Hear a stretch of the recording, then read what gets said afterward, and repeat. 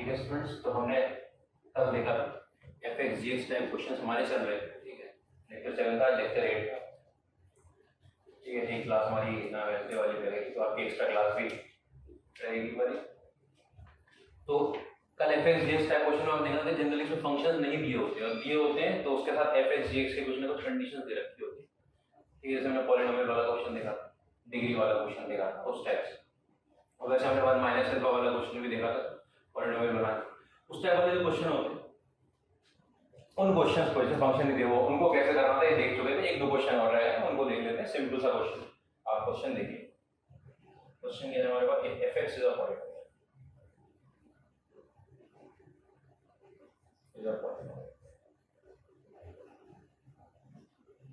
F X is a polynomial of degree 3 and f0 is equal to f0 की value f0 is equal to 4, sorry f0 is equal to 4। ठीक है, और f dash 0 जो है वो कितना है 3 है, और f डबल डैश 0 जो है वो कितना है 4।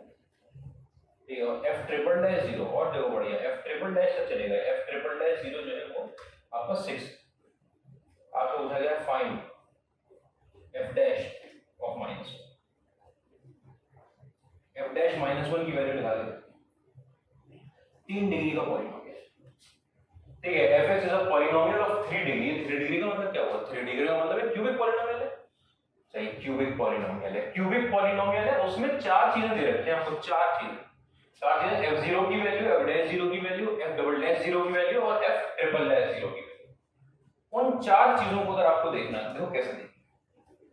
इन चार चीजों को देखने के लिए आपने माना, पहली चीज आपने देखी यहाँ पर, अच्छा polynomial of 3 degree. Polynomial of 3 degree तो चिल्ला चिल्ला कर कह रहा है कि ये कैसा है, क्यूबिक पॉलिनोमियल है। जैसे आपको ये पता चल गया क्यूबिक, आपने कहा अच्छा अगर क्यूबिक पॉलिनोमियल है, इसका मतलब fx जो है वो ax³ + bx² + cx + d की फॉर्म में होगा, क्योंकि कोई भी क्यूबिक, इसी क्यूबिक का मतलब 3 डिग्री का जनरल पॉलिनोमियल ऐसे ही लिखा जाता है। इसका मतलब हमारा पॉलिनोमियल ऐसा दिख रहा होगा। अगर आपका पॉलिनोमियल ऐसा है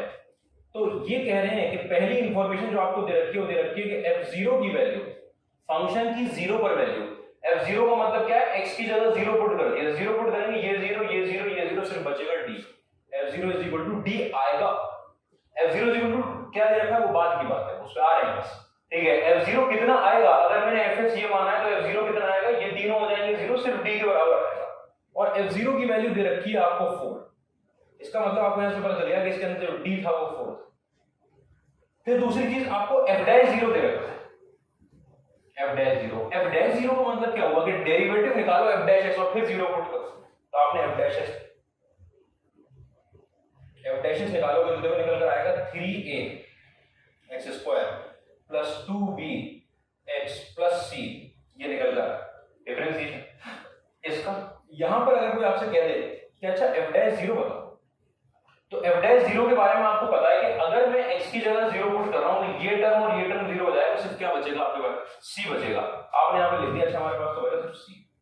f डैश 0 की वैल्यू c, और वो दे कितनी रखी है 3 दे रखी है, इसका मतलब c की वैल्यू आपके पास 3। ठीक है, तीसरी इंफॉर्मेशन दे रखी है f डबल डैश 0 4 दे रखा है। f डबल डैश 0 का मतलब पहले आप f डबल डैश x निकालोगे, दूसरी बार डिफरेंशिएशन। एक बार और इस फंक्शन का डिफरेंशिएशन करूंगा, डबल डैश कैसे निकलेगा कि डेरिवेटिव का डेरिवेटिव लेना है, ये डेरिवेटिव का लिखा हुआ, इसका एक बार डेरिवेटिव ले, डेरिवेटिव ले लिया अगर मैंने, तो मेरे पास आएगा 6ax + में 2b, 6ax + में 2b। ठीक है, और f डबल डैश 0 जब आप निकालोगे तो f डबल डैश 0 की जो वैल्यू आएगी देखो आराम से कि यहां पर 0 पुट करेंगे तो ये x वाला टर्म तो हट जाएगा, सिर्फ बचेगा 2b। आपके पास f डबल डैश 0 बचकर आया 2b, और 2b की वैल्यू जो दे रखी है, मतलब f डबल डैश 0 की जो वैल्यू दे रखी है वहां उधर कोने में वो कितनी दे रखी है आपको, 4 दे रखी है। तो f डबल डैश 0 आपका कितना हो गया यहां से 4, और इसका मतलब जो b की वैल्यू थी वो कितनी आ गई, 2 आ गई। उसके बाद f ट्रिपल डैश 0 आपको 6 दे रखा है। f ट्रिपल डैश जब आप निकालोगे, f triple dash x, triple dash x से निकल कर आएगा 6a, क्योंकि आपको पता है कि ये x का वन हो जाएगा, 6 से बचेगा, और 2b कांस्टेंट है, उसकी value 0। f triple dash x ही आया, तो f ट्रिपल डैश में जब आप 0 पुट करोगे तो आपको पता है वो 6 से ही रहने वाला है। वो 6 ही रहने वाला है, उसमें तो कोई x ही नहीं है। अगर इसकी वैल्यू 6 है, अगर इसकी वैल्यू 1 पुट करो, 2 पुट करो, 3 पुट करो, कुछ भी पुट करते रहो, वो 6 ही आएगी, 6 के। और 6 a की वैल्यू कितनी दे रखी है आपको? 6 दे रखी है, इसका मतलब a की वैल्यू आ गई। अब आपके पास ये चारों वैल्यू आ चुकी है, a b c d चारों आ चुके हैं। अगर मेरे पास a b c d चारों वैल्यू आ चुकी हैं तो और बढ़िया। जैसे आपको पता चला कि हमारे पास तो चारों वैल्यू आ गई हैं, चारों वैल्यू आते ही ये a b c d अगर मैं यहां पुट कर दूं तो मेरे पास क्या बन जाएगा? पूरा fx बन जाएगा। ये fx निकाल क्यों रहे हैं इतनी देर से? fx इसलिए निकाल रहे हैं क्योंकि f डैश ऑफ -1 निकालना है। f डैश तो लिखा हुआ है, लेकिन आपको पता है उसके लिए आपको इनकी वैल्यूज रखनी पड़ेगी a b c d। तो आपने बोला कि यहां से आपका जो a b c है, f डैश x जो है, f डैश x बना हुआ है आपके पास 3x² प्लस b की वैल्यू कितनी आएगी? 2 प्लस में 4x प्लस c की वैल्यू कितनी? 3। तो f डैश ऑफ -1 जो आएगा निकल के, वो निकल कर आएगा 3 - 4 + 3, मतलब ये निकल कर आ गया। देखो आप f डैश तो पहले निकाल चुके थे, उस पहले ही जो निकाल चुका उसमें a की वैल्यू पता चल चुकी है 1 है, b की वैल्यू 2 पता चल चुकी है, c की वैल्यू 3 पता चल चुकी है, वो तीनों वैल्यू उठा के पुट कर दी। यहां पे 2 पुट करूंगा, 2 और 2 4 हो जाएंगे, वहां 3 हो जाएगा। और -1 रखना था आपको, -1 रखेंगे यहां तो 1 ही निकलेगा, -1 यहां रखेंगे तो -4 निकलेगा। 6 - 4 आपका 2। देख लो आप, यहां तक की बात में कोई तकलीफ नहीं, कोई प्रॉब्लम तो होगी नहीं इस सब में। सिंपल सा क्वेश्चन था, आपको चार वैल्यू दे दी इन्होंने, 3 डिग्री के पॉलिनोमियल में 4 ही कांस्टेंट होते हैं, उन चारों के लिए 4 इक्वेशन दे दी, 0 वाली, f dash 0, f double dash 0, f triple dash 0। 4 value निकाल ली थी, 4 इक्वेशन दे दी, आप आराम से निकाल के ले आओ, वो भी इतने सिंपल से, कोई प्रॉब्लम की बात नहीं होगी। नेक्स्ट क्वेश्चन पे आता हूं।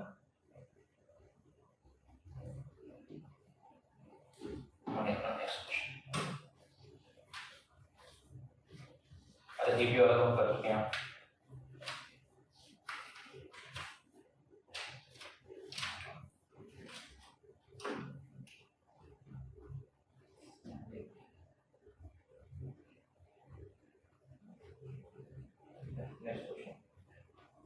नेक्स्ट क्वेश्चन है हमारे पास, अगर आपके पास f डबल डैश x जो है वो दे रखा हो -fx के बराबर, ठीक है, एंड जो आपका gx दे रखा हो वो दे रखा हो f डैश x के बराबर, ठीक है, एंड कैपिटल में आपका f(x/2) की जो वैल्यू दे रखी है वो दे रखी है आपको f के अंदर x/2 का होल स्क्वायर प्लस में g के अंदर x/2 का whole square, then if f5 is equal to 10 है तो आपको निकालना है फाइंड f10। f10 की वैल्यू रखिए, f कैपिटल f5 अगर 10 है तो आपको f10 की वैल्यू निकाल के लानी है, f x/2 कैपिटल ने क्या ये नहीं है, कैपिटल में fx देख लेना कैपिटल, ये सिर्फ fx वो बराबर आपका f(x/2) का whole square plus g x/2 का होल स्क्वायर, ठीक है, यहां तक की बात में कोई प्रॉब्लम नहीं। अब f5 की वैल्यू 10 दे रखी है, f10 की वैल्यू निकालनी है। अच्छा अगर मैंने 10 रख दिया, अब वो 10 रख देता हूं कि 5 रखते हैं तो कुछ आ जाएगी वैल्यू, 10 रखेंगे तो क्या हो जाएगा। अब आपको एक बात समझाऊं कि जब आपने 5 रखी वैल्यू,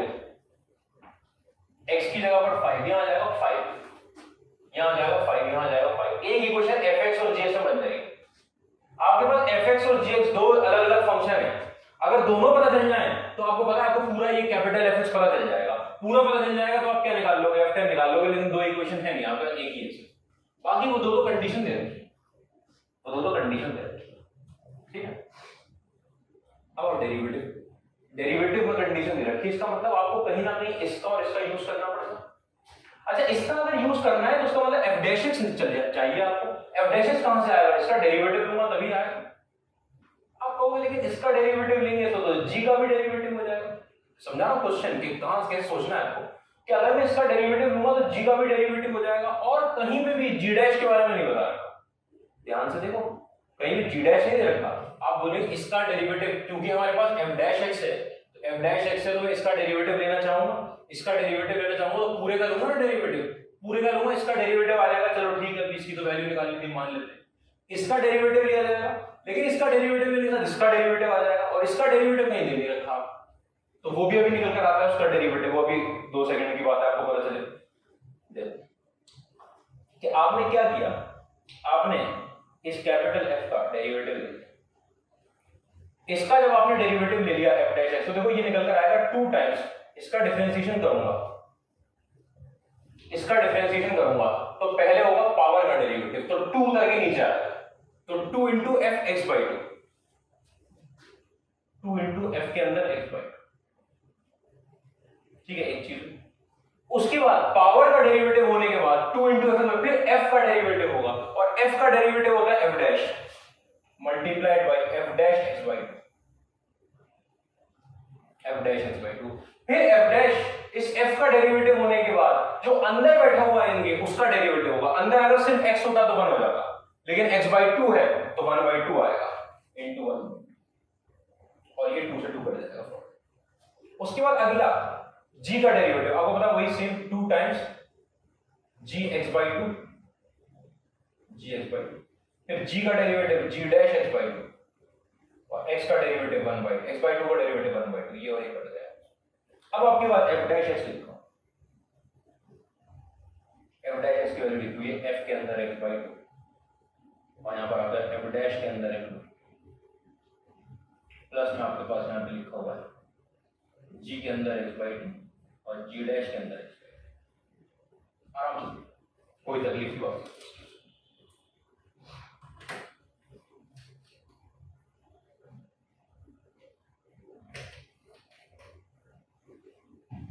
ठीक है,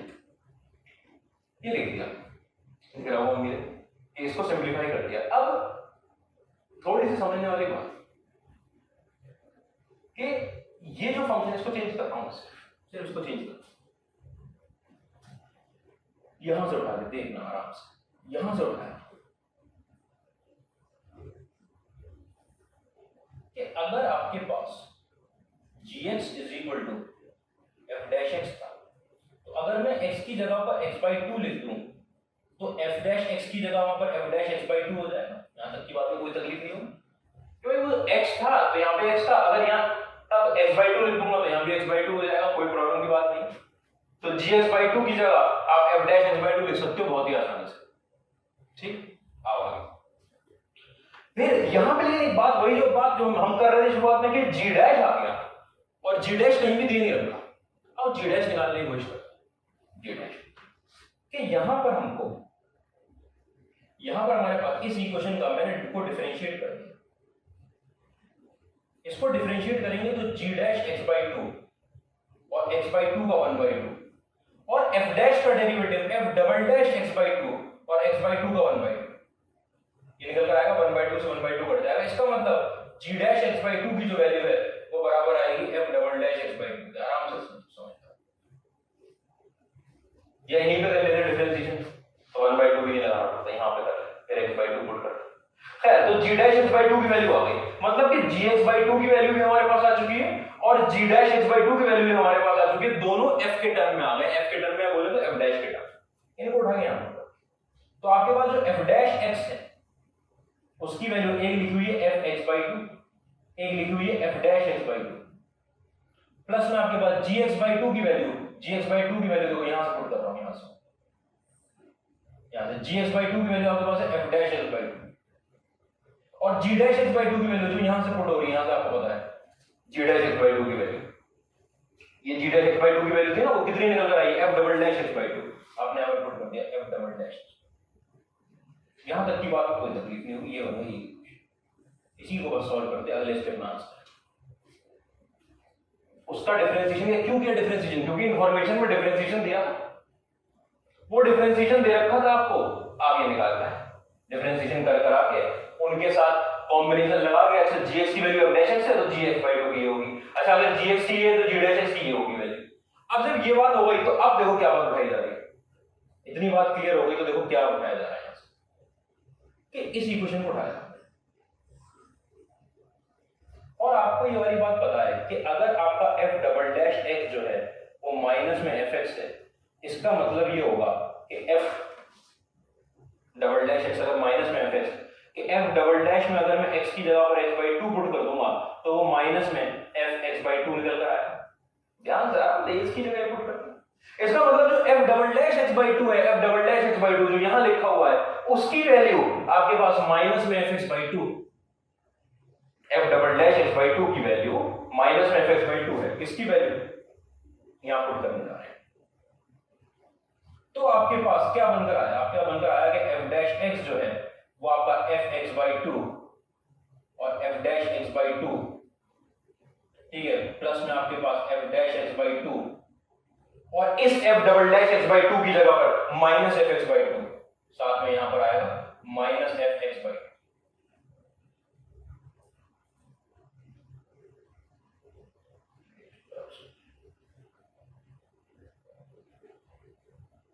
F dash X by two, F double dash की जगह पर नीचे लिख रहे हैं इसको, एफ डबल डैश की जगह पर आपके पास आएगा minus F X by.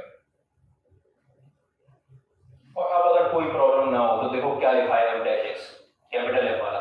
F X by two F dash X by two और एफ एक्स बाई टू और F dash X by two, और ये माइनस आ चुका होगा बाहर,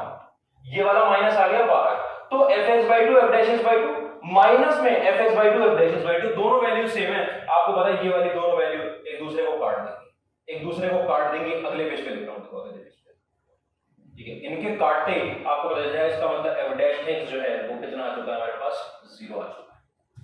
अगर मेरा एफ डैश एक्स जीरो आ गया, एफ डैश एक्स, तो आपको पता है डिफरेंशिएशन किसका जीरो आता है, डिफरेंशिएशन जीरो आता है कांस्टेंट का, डिफरेंशिएशन जीरो आता है। अगर एफ डैश एक्स जीरो आ गया इसका मतलब जो एफ एक्स रहा होगा इज वो अपने आप में कोई कांस्टेंट फंक्शन रहा होगा। और वैसे कांस्टेंट फंक्शन क्या होता है, वैसे तो 11 जिन्होंने पढ़ी है उन्होंने मैंने बता रखा है कांस्टेंट फंक्शन क्या होता है, लेकिन आपको डिफरेंशिएशन से ये भी पता है इसका मतलब एफ एक्स की वैल्यू कुछ के होगी, सम की, कि एफ एक्स अगर कांस्टेंट होगा तभी एफ डैश एक्स जीरो आएगा। और ये बहुत काम की चीज है, इसको उल्टा लगाना, ये कैलकुलस के एनालिसिस में ये आईआईटी का क्वेश्चन आता है, ये बल्कि यही क्वेश्चन आईआईटी का क्वेश्चन, ये एडवांस का ही क्वेश्चन है, ठीक है, कि ये चीज उल्टी लगा देनी कि एफ डैश एक्स अगर जीरो आ गया इस बात का क्या मतलब है। डिफरेंशिएबिलिटी का जबरदस्त कॉन्सेप्ट, एक डिफरेंशिएबिलिटी में टाइप ऑफ क्वेश्चन होते हैं उसमें यही प्रोसेस लगाया जाता है, ठीक है, वो डिफरेंशिएशन ही करना होता है मेनली उसके लिए,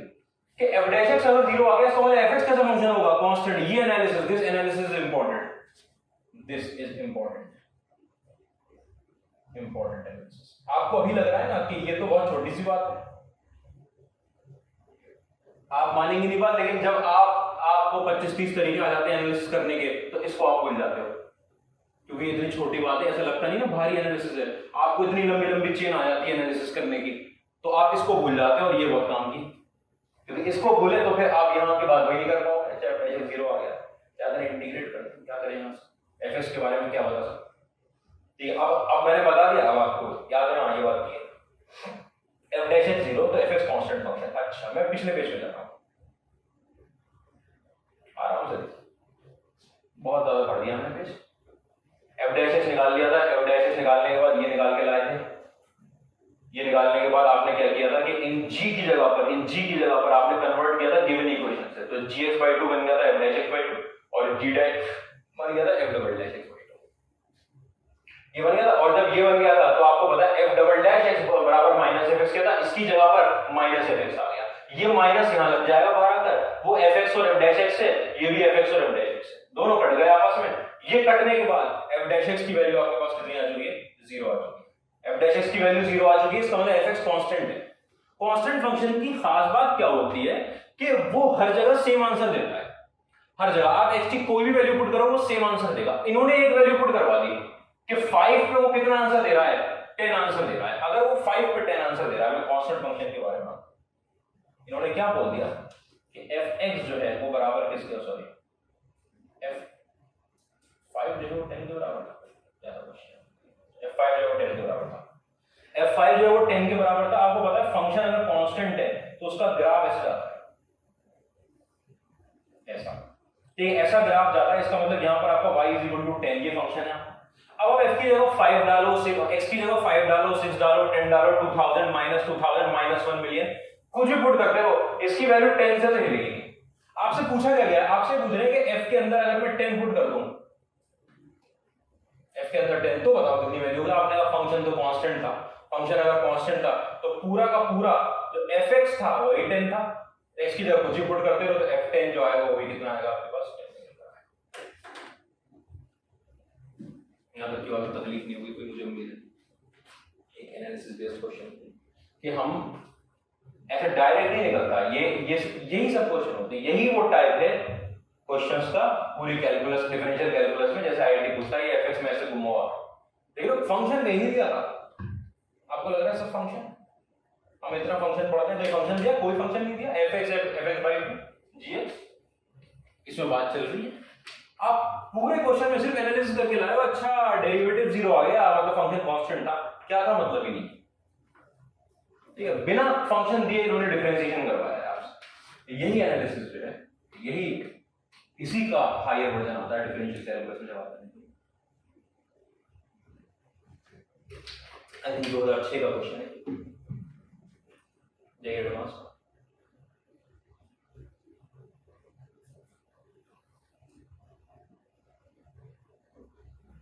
ठीक है, मेरे इसको देखो, ठीक है, f10 की वैल्यू निकाल ली, वो वैल्यू कितनी आ चुकी है, आपके पास 10 आ चुकी है, कोई डाउट नहीं होना चाहिए, सिंपल सी बात, जो कि जब तक नहीं पता होती तो थोड़ी सी मुश्किल लगती रहती है।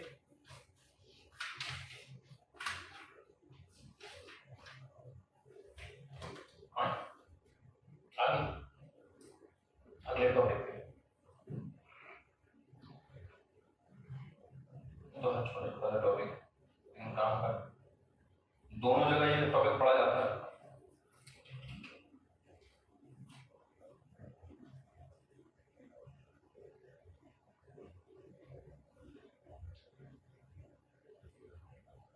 अगली चीज आपके पास क्या है,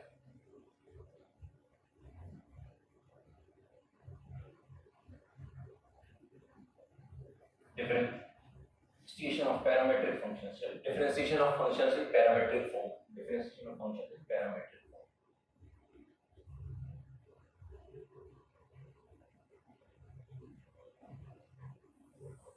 पैरामीटर कुछ भी हो सकता है, ठीक है, डिफरेंशिएशन ऑफ पैरामेट्रिक फंक्शन मतलब फंक्शन पैरामेट्रिक फॉर्म में दे रखा है। पैरामेट्रिक फॉर्म में कैसा दे रखा होता है फंक्शन कि आपको x की वैल्यू कुछ आपको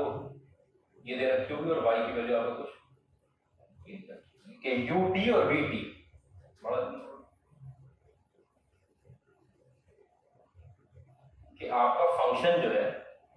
कि for y is equal to fx, y is equal to fx आपको ऐसे नहीं दे रखा होगा, आपको गिवन क्या होगा, आपको गिवन होगा कि x जो है वो बराबर है कोई ut और y जो है वो बराबर है किसी vt के। ये दो फंक्शन ऐसे दे रखे होंगे, ft और gt जैसे लिखना था, ut और vt, ठीक है, ये आपका क्या हुआ, ये हुई पैरामीटर, ये फंक्शन पैरामीटर में दे रखे हैं। पैरामीटर में जैसे आपने पैरामीट्रिक फॉर्म पढ़ी हुई है कोऑर्डिनेट ज्योमेट्री में कि जो x कोऑर्डिनेट पैराबोला का होता था, ठीक है, जैसे एग्जांपल मैं आपको दूं, पैराबोला वैसे फंक्शन नहीं होता, पैराबोला फंक्शन नहीं होता है, ठीक है, लेकिन मैं अगर एग्जांपल दूं, अब वो सर पैराबोला तो हमने पढ़ा y इक्वल टू x, हां स्टैंडर्ड पैराबोला सेकंड टाइप का, वो थर्ड टाइप वाला होता है, लेकिन फर्स्ट टाइप वाला नहीं, ठीक है, कि x इक्वल टू आपके पास 80 आता था और y इक्वल टू आपके पास 280 आता था। तो दोनों x और y किस में दे रखे होते थे, t में दे रखे होते थे,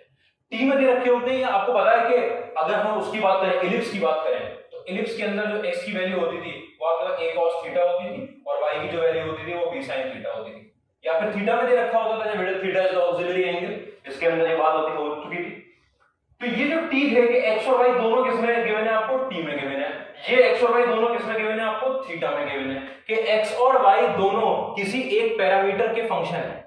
x अपने आप में x is a function of t, y is a function of t। और आप कैसा देखते आए हो, आप तो देखते आए हो y is equal to fx, मतलब आप देखते आए हो y is a function of x। यहां पे ऐसी बात नहीं दे रखी, यहां x और y दोनों किसके टर्म में दे रखे होते हैं, t के टर्म में दे रखे होते हैं। अब अगर t के टर्म में दे रखे होते हैं तो आपको तो निकालना होता है dy/dx। तो dy/dx मैं आपको सिंपल बता देता हूं कि dy/dx कैसे निकलता है, dy/dx निकलता है dy/dt upon dx/dt, dy/dt upon dx/dt।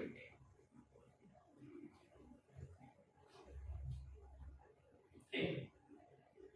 एक तरीका। कि ये क्या कर दिया, dt से dt काट देंगे, आपको कोई रेशियो तो होता नहीं था, हाँ न्यूटन के हिसाब से नहीं होता था, डिफरेंशिएशन नहीं होता, कॉची के हिसाब से होता है, ठीक है, dt और dt कैंसिल नहीं होते हैं, ये ऐसे नहीं घटेगा। लेकिन वो क्या होता है ना, इफेक्ट एक दूसरे का नलिफाई कर देते हैं, वो इस तरीके की बात होती है। अच्छा, उसके पीछे थ्योरी बहुत है, आप वो कैंसिल कैसे होना, बहुत थ्योरी है उसके पीछे, ठीक है। मैं तो चैप्टर का नाम था मेथड्स, अब तो ऊपर लिखा नहीं रहा, methods of differentiation, method of differentiation नाम का चैप्टर पढ़ा, मेथड पढ़ा, ठीक है। तो मान लो मान दे चलो dt से dt हट गया तो dy by dx से तो आ रहा है, तो ये क्या चीज निकाली सर आपने, ये हमने निकाला कि t के टर्म में डेरिवेटिव ले लिया, t के टर्म में डेरिवेटिव लिया, इसका मतलब b डैश t निकाला है क्या, यहाँ ये b डैश t निकाला है, dy by dt लूंगा, इसका डेरिवेटिव b डैश t होगा, इसका मतलब अच्छा ऊपर जो लिखा है आपने वो लिखा है b डैश t, हां b डैश t लिखा है, और ये नीचे क्या लिखा है dx by dt, कि इसका t के टर्म में डिफरेंशिएशन करेंगे तो u डैश t आएगा, तो u डैश t लिखा हुआ, अच्छा हुआ, तो वो लिखा है u डैश, ठीक है, आपका मेथड पैरामीटर, तो आप कहोगे तो आंसर तो t के रिस्पेक्ट में आएगा, यहाँ तो t के टर्म में डिफरेंशिएट, dt का टर्म dt का, तो आप मुझे एक बात बताओ, ये तो x और y थे, ये भी तो किस में दे रखे थे, t में ही दे रखे थे, बहुत दिल आ रहा है अगर आपका, तो यहां से t को एलिमिनेट करके, ठीक, जैसे मैं इसके अंदर t को एलिमिनेट कर सकता हूं, t को एलिमिनेट करूंगा y² 4x निकल आएगा मेरे पास, पता है आपको ये वाली बात, t एलिमिनेट हो जाता है, आपको भाई चाहिए कि नहीं, हमको तो नहीं चाहिए आंसर t में, हमको तो y और x में आंसर चाहिए, आप यहां से t को एलिमिनेट कर लो, कैसे कर ले सर, जैसे यहां पे करते थे, t को एलिमिनेट कि इस t की वैल्यू y/2 में उठा के यहां पुट कर दो, t एलिमिनेट हो जाएगा, y² 4x आ जाएगा, ऐसे यहां कर लो और उठा के पुट कर दो t की वैल्यू, नीड नहीं है, अगर ऑप्शन में दे रखा है yx का आंसर तो करेंगे, एक बात। उसके अलावा दूसरा मेथड क्या है, दूसरा मेथड ये है कि आपके पास y लिखा हुआ है v ऑफ t, आपने कहा नहीं हमको मतलब नहीं, हम दुनिया में हमें बहुत प्यार है dy by dx से, हम तो डायरेक्ट dy by dx करेंगे यहाँ पर, इधर बहुत बढ़िया, आपने हिम्मत है करने की, आपने dy by dx कर लिया, इस बात का मतलब क्या हुआ, यहां से यहां ये लिख दिया, ये ऐसा नहीं है पेन चला दिया लिख दिया, आपको समझ में आ रहा है कर क्या रहे हैं, इसका x के टर्म में डिफरेंशिएशन कर रहे हैं, x के टर्म में डिफरेंशिएशन, अच्छा x के टर्म में डिफरेंशिएशन कर रहे हैं, हाँ x के टर्म, तो x के टर्म में कर रहे हैं डिफरेंशिएशन, अब डिफरेंशिएशन तो किसी के भी टर्म में करो, जो v नाम का फंक्शन है उसका डेरिवेटिव तो v डैश ही आएगा, अब वो ये होगा v का v डैश ही आएगा। अब मुझे बताओ अगर वहां पे sin t लिखा हुआ हो तो sin का क्या कुछ और बन जाएगा, अगर t की जगह मैं x में करूं sin का तो cos ही बनेगा, जो फंक्शन होता है उसका तो वही डेरिवेटिव रहता है उसका डैश, अगर यहाँ पर tan लिखा होता तो वहां sec² ही आता, अंदर t लिखा होता अंदर x लिखा होता w लिखा होता v लिखा हो, चाहे z लिखा हो, अंदर कुछ भी लिखा हो, अगर मैं sin का डेरिवेटिव कर रहा हूं तो एंगल कुछ भी, sin का तो cos ही निकलेगा, अंदर वाले का अलग से डिफरेंशिएशन करेंगे, अंदर वाले तो ठीक है, बहुत बढ़िया, अच्छा ये करेंगे तो v डैश t होगी, हाँ v डैश t हो गया। अच्छा v डैश t होने के बाद आपको पता है, लेकिन आपने डेरिवेटिव t के रिस्पेक्ट में थोड़ी किया है, अगर आप t के रिस्पेक्ट में करते जैसे यहाँ लिखा था dy by d, वो v डैश t आ जाता है, आपने तो डिफरेंशिएशन किया x के रिस्पेक्ट में, तो v फंक्शन का तो v डैश हो गया, लेकिन t ऐसे नहीं मानेगा, t का डिफरेंशिएशन होगा, और t का डिफरेंशिएशन क्या होगा dt by dx, t का डिफरेंशिएशन सबका x के रिस्पेक्ट में, इस पूरी इक्वेशन को y के फंक्शन को, इस पूरे को मैंने t x के टर्म में डिफरेंशिएट कर दिया, x के टर्म में डिफरेंशिएट कर दिया dy by dx, v का v डैश t और t का dt by dx। अब दूसरी प्रॉब्लम आई आपके पास कि सर dt by dx कैसे निकलेगा, ये dt by dx कैसे निकलेगा, आपको पता है कि अगर आप को x ut दे रखा है तो आप हर हाल में dx by dt निकाल सकते हो, dx by dt और अगर आप dx by dt निकाल सकते हो तो आपको पता है ये जो पहला डेरिवेटिव होता है वो रेसिप्रोकल हो जाता है, तो dt by dx जो हो जाएगा वो 1/u डैश t हो जाएगा कि नहीं हो जाएगा, 1/u डैश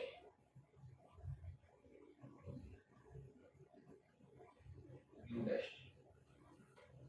तो फिर वो dt by dx है, आपको रिस्पॉन्ड dt by dx जहां पर 1/u डैश t लाना है, 1/u डैश t लाना, 1/u डैश t मतलब v dash t upon u dash t होना है, वही तो v dash t upon u dash t, दोनों बातों को समझो, डायरेक्टली आपको क्या करना है, y को t के टर्म में डिफरेंशिएट, x को t के टर्म में डिफरेंशिएट डिवाइड कर देना, ये डायरेक्टली याद रखना है, ये सब कॉन्सेप्चुअली जो करते हैं कि y का dy by dx निकालना है, आप x के टर्म में डिफरेंशिएट करोगे, x के टर्म में कर दिया डिफरेंशिएट, जैसे ही तो x के टर्म में करते ही यहां तो आ गया dy by dx और यहां v फंक्शन का v डैश बन गया, लेकिन t नहीं माना, t ने कहा हमारा डेरिवेटिव लिखो, वो कितना हुआ dt by dx। वो dt by dx कहां से निकाल कर लाएंगे, वो यहां से निकाल कर लाएंगे, वो निकाल लाएंगे dt by dx निकाल कर, वो उधर लिख दिया, लेकिन मेथड ही।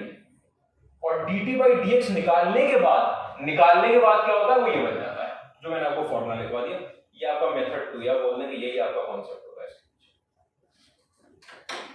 तो पैरामीटर में दे रखा होगा कि y is equal to fx ना देकर y को भी t के टर्म में और x को भी t के टर्म में आपको dy by dx निकालना है। dy by dx निकालना है तो ये y को t के टर्म में डिफरेंशिएट न्यूमरेटर में कर दो, x को t के टर्म में डिफरेंशिएट डिनोमिनेटर में कर दो। पार्शियल डिफरेंशिएशन नहीं हो रहा है, वो कैसे तो पार्शियल में करते थे, ऊपर x नीचे y, नहीं, वो अलग चीज थी, वो इम्प्लिसिट फंक्शन था, यहाँ पैरामीट्रिक फंक्शन। ठीक है, अगर t की जगह थीटा दे रखा हो तो थीटा में करते हैं, सिंपल बात। अब एक और बात, अब जनरली क्या बात देंगे, ये बोलेंगे कि आप फाइंड करो, ठीक है, dy by dx फाइंड करो और t इज इक्वल टू 1 मान लो, ऐसे दे दिया एग्जांपल के। आपको पता है जब आप पैरामीट्रिक फॉर्म में जब आप dy by dx निकाल के लाओगे, dy by dx, तो ऊपर भी t का फंक्शन आएगा, नीचे भी t का फंक्शन आएगा। तो अगर कोई आपसे पुट करवा रहा है कि t इज इक्वल टू 1, इसका मतलब इसके अंदर आपको क्या पुट करना है, वाकई t इज इक्वल टू 1। ये क्या चीज हो गई, ऐसा देखा है क्या हमने कहीं? हाँ देखा है ना कि dy by dx जब x की वैल्यू 3 हो जाए, x की वैल्यू 0 हो जाए, x की वैल्यू 2 हो जाए, f डैश 0 जिसे बोलते हैं, तो यहां पे कैसे करते हैं, वो यहां पर ऐसे करते हैं कि t की वैल्यू 1, अच्छा t की वैल्यू 1 पे करते हैं। कोई प्रॉब्लम नहीं इसके अंदर, मुझे उम्मीद, ठीक है। t इज इक्वल टू 1 के मतलब यहां पर आपको t इज इक्वल टू 1 लिख दो, ये अपने आप में बन जाएगा v dash 1 upon u dash.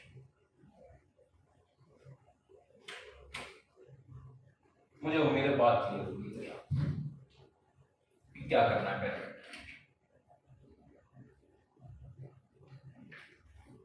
दोनों x और y पैरामीटर में दे रखा, ठीक है,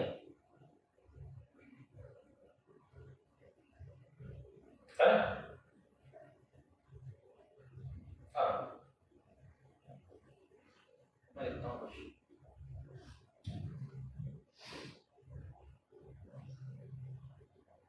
अगर आपका x is equal to 80 square है और y इज इक्वल टू 280 है, तो आप मुझे बताओ dy by dx क्या बात है। तो अभी लिखा था क्या चीज थी, पैराबोला। अभी कुछ बच्चों के दिमाग में आ रहा है सर पैराबोला तो आपने भी बोला फंक्शन नहीं होता, कहाँ से उठा लाया इसको? हाँ नहीं होता फंक्शन, आधा काट देते हैं ऊपर का वाला तो फंक्शन बन जाता है।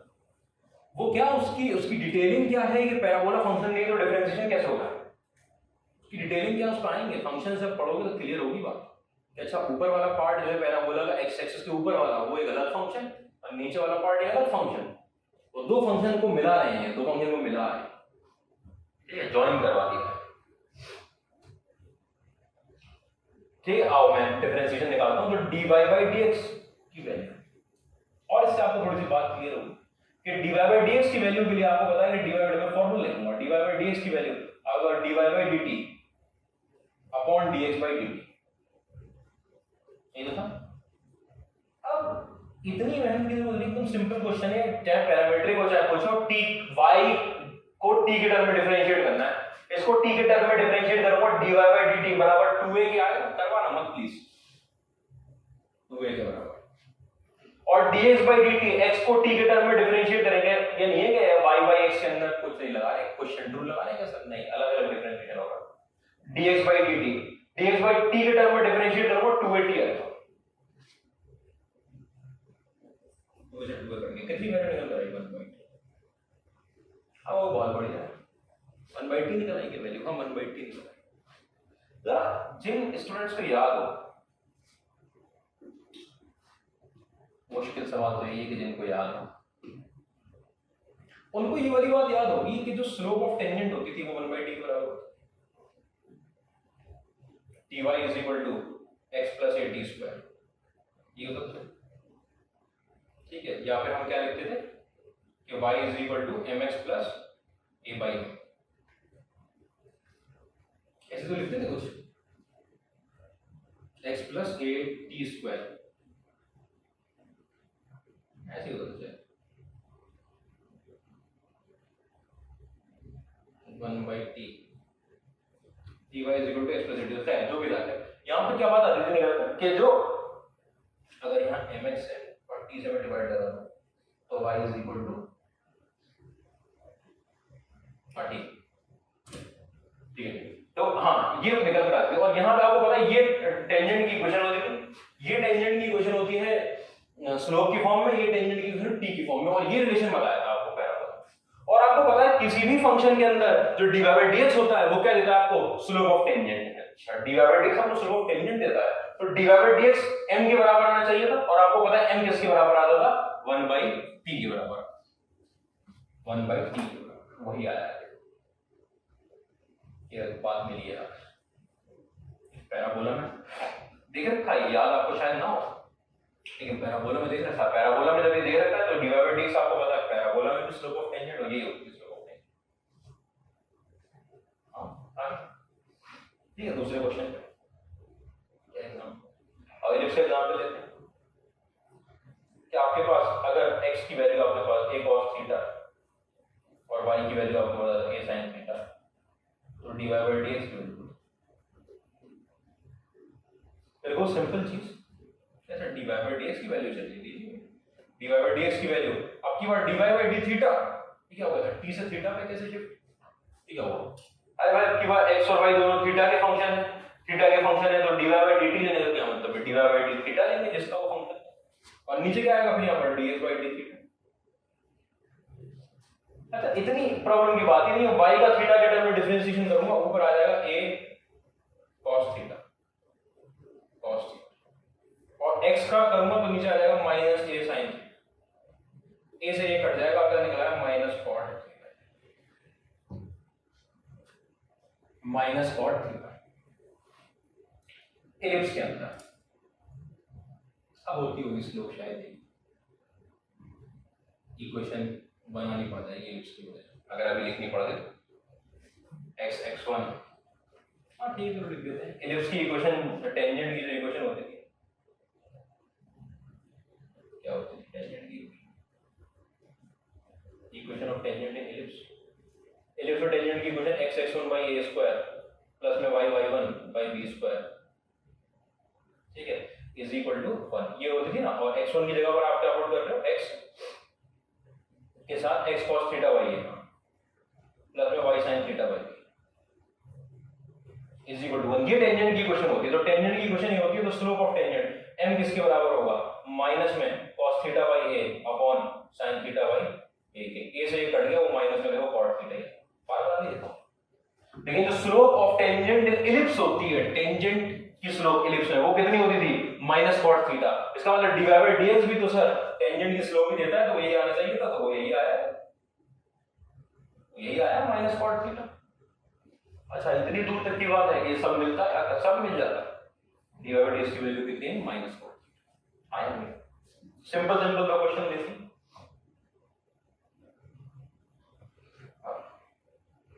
ये क्वेश्चन, अगला क्वेश्चन हमारे पास क्या है कि x इज इक्वल टू, ज्यादा मुश्किल चीज है नहीं है, थीटा प्लस साइन थीटा, ठीक है, और y is equal to a के साथ 1 माइनस cos थीटा, तो आपको बताना है कि dy बाय dx कितनी है, वही डायरेक्ट पता है कितनी value dy by dx,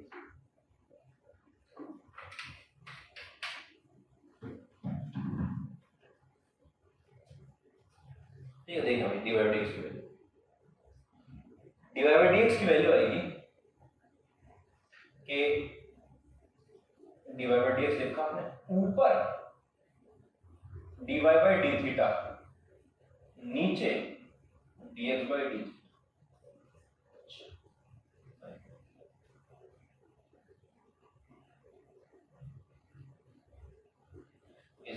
y का थीटा के टर्म में डिफरेंशिएशन बिल्कुल सिंपल, a तो कांस्टेंट है, तो मतलब 1 का डेरिवेटिव 0, cos थीटा का derivative minus sin theta, minus plus हो गया, तो a के साथ निकल कर आया आपका sin थीटा।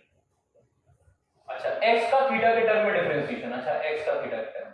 तो a तो कांस्टेंट बाहर रहा और ये आ गया 1 और sin थीटा का डेरिवेटिव कितना आ गया आपके पास, cos थीटा आ गया। a से ये स्क्वायर इक्वल, देख लो a theta plus sin theta 1। अभी ये आंसर कभी ऐसे दे रखा होगा, कभी ना दे रखा होगा, ऐसे तो ऐसे दे रखा होगा। sin थीटा की वैल्यू लिखते हैं 2 sin theta by 2 cos theta by 2 और 1 प्लस cos थीटा की value 2 cos square theta by 2। एक cos स्क्वायर से cos थीटा बाई 2 कट गया, 2 से 2 कट गया, ये आ गया बस tan थीटा। तो ट्रिग्नोमेट्री सिंपल, ये सब मेरे काम की चीज नहीं है यहाँ के बाद, तो मैं जबरदस्ती की बात है, आपको ये फॉर्मूला वगैरह याद आ गया, जैसे ऐसा लिखे तो कन्वर्ट करके छोटा कर लेंगे ना, tan थीटा बाई 2, उसमें कितनी देर लगती है।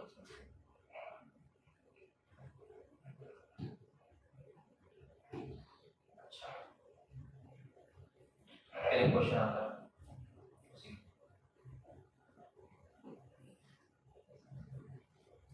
क्या है क्वेश्चन हमारा कि x is equal to under root में a के साथ cos स्क्वायर और y is equal to under root में a के साथ sin square, then show that dy by dx is equal minus y। बढ़िया, कोई मुश्किल नहीं। तो इसके अंदर ना अब ये क्वेश्चन सब आने लगते हैं, थोड़ा ध्यान रखने वाले हैं इसमें क्या कर सकते हैं कि क्या आपको एक बात बताई मैंने कि जो ये क्वेश्चन था कि x is equal to 80 square और y इज इक्वल टू 280, इसके अंदर आप t को एलिमिनेट भी कर सकते हैं,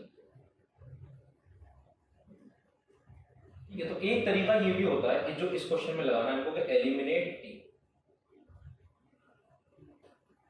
कि t को एलिमिनेट करना, कि t को एलिमिनेट और थीटा एलिमिनेट थीटा। इस क्वेश्चन में क्यों करना है एलिमिनेट थीटा, क्योंकि आपको प्रैक्टिस से जो प्रैक्टिस मेथड का चैप्टर को प्रैक्टिस से समझ में आती है कि इसके अंदर अगर डिफरेंशिएशन करने जाएंगे तो स्क्वायर रूट का डिफरेंशियल स्क्वायर रूट होता है, स्क्वायर रूट में इसका रूट क्यों आपको कह रहा हूं, क्योंकि आप में से बहुत लोग ना स्क्वायर रूट का डिफरेंशिएशन शुरू करते हैं 1/2। मैं कहना चाह रहा हूं कि a की पावर में cos स्क्वायर थीटा बाई 2 है, ठीक है। 1/2 था ना पूरे में, अरे 1/2 आएगी ना पावर, 1/2 है तो सिर्फ एक्सपोनेंशियल फंक्शन का डिफरेंशिएशन, तो a की पावर में cos square theta by 2 log a, फिर cos स्क्वायर का 2 cos theta by 2 minus sin theta by 2 और साथ में 1/2, ठीक है। तो वो इतना लंबा डिफरेंशिएशन निकाल कर आता था, ये तो इसका फिर उसका कैंसिल करके बोलिए आओगे, कोई प्रॉब्लम नहीं है। मैं उससे नहीं करना चाह रहा कि आप इसका डिफरेंशिएट थीटा के टर्म में उसका डिफरेंस, वो तो हमने देख लिया ना, उसमें क्या है क्वेश्चन, उसमें क्या होगा, थोड़ा ज्यादा फंक्शन ही तो बड़ा होगा, क्या होगा उन क्वेश्चंस में, यही होना है उन सब। आपके पास पूरी शीट दे रखी है पैरामीटर के क्वेश्चन होंगे इसके अंदर। अब देखो आप क्या करोगे, आप थीटा को एलिमिनेट करने का सोचो, आप कहोगे थीटा एलिमिनेट, काश ये ऐसा हो सके कि sin स्क्वायर और cos स्क्वायर हैं, अगर वो ऐड हो जाए तो 1 बन जाएंगे, अगर ऐड हो जाए तो 1। अच्छा ऐड करने का क्या तरीका है कि पावर ऐड हो जाए, इसका मतलब पावर ऐड हो जाए, अगर पावर को ऐड करना है तो इन दोनों को आपस में मल्टीप्लाई करना पड़ेगा आपको। अगर आपको मल्टीप्लाई करना पड़ेगा, आपने थीटा को एलिमिनेट करने के लिए x into y लिख दिया, x into y मतलब a की पावर में cos square theta by 2 into a की पावर में sin स्क्वायर थीटा बाई 2, और बेस से में पावर ऐड हुई तो a की पावर में आपके पास 1/2 बचा, ये 1/2 कैसे होता है, अरे दोनों ऐड होंगे, sin square plus cos square बना देगा 1 और नीचे डिवाइड बाय 2 तो लगा हुआ तो 1/2, तो a की पावर में 1/2, ये आपके पास xy निकल कर आया। अब इस क्वेश्चन में कुछ नहीं हुआ, मजेदार क्वेश्चन हो गया कि आपने x और y का प्रोडक्ट हो रखा है, आपने लगाया प्रोडक्ट रूल लगाया, x का derivative 1, y as it is, फिर x as it is, y का डेरिवेटिव dy by dx, और a तो कांस्टेंट है उसका डेरिवेटिव 0, यहां से dy by dx की जो वैल्यू निकल कर आएगी वो माइनस में बनेगी x।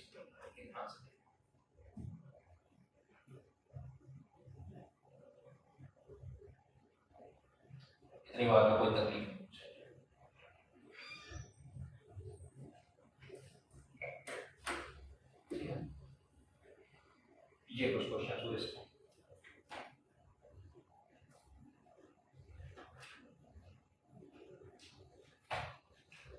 मेरे ख्याल से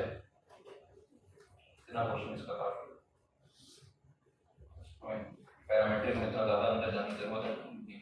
मुश्किल से कोई क्वेश्चन आएगा उसका, लेकिन ये कि आप उसकी प्रैक्टिस जरूर करें। मैं बोल रहा हूँ कि क्वेश्चन और एक आध और करवा दिया जाएगा तो शायद आपको बेहतर लगे।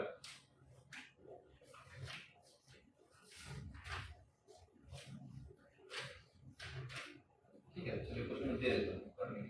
थोड़ा सा जल्दी क्वेश्चन होगा।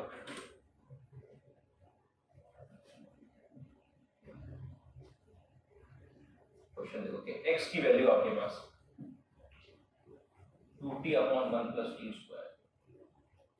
और y की वैल्यू आपके पास 1 minus T square upon 1 plus T square, ये लिया है। x की वैल्यू लिखिए, y की वैल्यू लिखिए, ठीक है। तो आपको बताना है dy by dx, dy by dx। एक काम आप क्या कर सकते हो कि इन दोनों को देखकर वैसे तो मैं यहाँ पर y बाई एक्स लिख सकता हूँ, फॉर y बाई एक्स लिख दूंगा 1 minus T square upon 2t बचेगा, ठीक है। 1 minus T square upon 2t, x by y लिख दो 2t upon 1 minus T square. लेकिन एक बार अगर t को जो है आप tan थीटा रख दो, t को क्या रख दिया, tan थीटा रख दिया। अच्छा, ये जो t को आपने tan थीटा रख दिया तो इसमें जो वैल्यू निकल कर आएगी x की, वो निकल कर आएगी 2 tan theta upon 1 plus tan square theta, और जो y की वैल्यू निकल कर आएगी वो 1 minus tan square theta upon 1 plus tan square theta, ठीक है। और यहाँ से x की वैल्यू आपके पास हो जाएगी tan 2 थीटा और y की वैल्यू sin 2 थीटा और y की वैल्यू हो जाएगी आपके cos 2 sin 2 थीटा और cos 2। अब आप थीटा के टर्म में डिफरेंशिएशन कर सकते हैं, ठीक है। थीटा के टर्म में आप डेरिवेटिव निकाल सकते हैं, वो थीटा के टर्म में डेरिवेटिव आएगा, फिर बाद में थीटा की जगह आप t पुट करोगे। देखो कि आपने dy बाई dx लिखा, मैं इस क्वेश्चन में इधर समझा क्यों नहीं रहा, मैं आपको समझाता हूँ। इस क्वेश्चन ना समझा के कि आपने tan थीटा लिया, क्योंकि ये है वो सब्स्टिट्यूशन का क्वेश्चन, और सब्स्टिट्यूशन का क्वेश्चन अभी नहीं पढ़ेंगे, पार्ट 1 और डिफरेंशिएशन पार्ट 1 में, क्योंकि जब आप इंटीग्रेशन पढ़ लेंगे, आप अगली चैप्टर होगा आपका इंडेफिनिट इंटीग्रेशन, असली काम है सब्स्टिट्यूशन का उसमें। इसमें तो इतना का क्वेश्चन उसमें असली सब्स्टिट्यूशन पढ़ते हैं, उससे आपको इस सब का आइडिया हो जाता है। अभी इसके अंदर छोटे क्वेश्चन सब्स्टिट्यूशन के हैं नहीं, और ये सब्स्टिट्यूशन है, तो इसमें सब्स्टिट्यूशन पढ़ाया नहीं आता कायदे से। जब इंडेफिनिट इंटीग्रेशन में सब्स्टिट्यूशन पढ़ेंगे अभी अगले चैप्टर में, परसों से स्टार्ट भी हो जाए आपका, ठीक है, नेक्स्ट क्लास। तो उसके अंदर सब्स्टिट्यूशन की मेथड पढ़ते हो तो बहुत सबसे ज्यादा सब्स्टिट्यूशन वहीं यूज होता है, वहां सब्स्टिट्यूशन पढ़ लेंगे, ये सब एकदम बच्चों को खेल लगता है, ठीक है। तो मैं एक बात समझाना चाह रहा हूँ कि dy बाई dx अगर आप निकाल के लाओगे तो y का थीटा के टर्म में डिफरेंशिएशन देखो कितना होगा, माइनस sin 2 थीटा इंटू 2, और थीटा के टर्म में cos 2 थीटा इंटू 2, ठीक है। ये 2 से 2 कट गया, आपका निकल रहा है माइनस tan 2 थीटा, ये माइनस tan 2 थीटा निकल आया, ठीक है। यहां से अगर आप लिखना चाहो तो माइनस में tan 2 थीटा की value minus tan theta upon 1 minus tan square theta, ये वैल्यू निकल कर आएगी, मतलब minus t upon 1 minus t square, ये वैल्यू निकल कर आएगी। इतनी बड़ी कोई चीज नहीं, मैंने करके रख दिया क्वेश्चन, मैं इसलिए आप लोगों के ऊपर नहीं जा रहा कि असाइनमेंट में होता है ऐसा क्वेश्चन हो। अभी अगर आपके वो सब्स्टिट्यूशन समझ में आ रहा है कि क्या पुट कर दें, जैसे यहाँ मुझे देख के समझ में आ रहा था कि अगर ये काश ये 2 tan theta upon 1 plus tan square बनता और वो 1 minus tan square upon 1 plus tan, तो हम इसको sin 2 थीटा में उसको cos 2 थीटा में कन्वर्ट कर सकते हैं, और वो हमने कर दिया,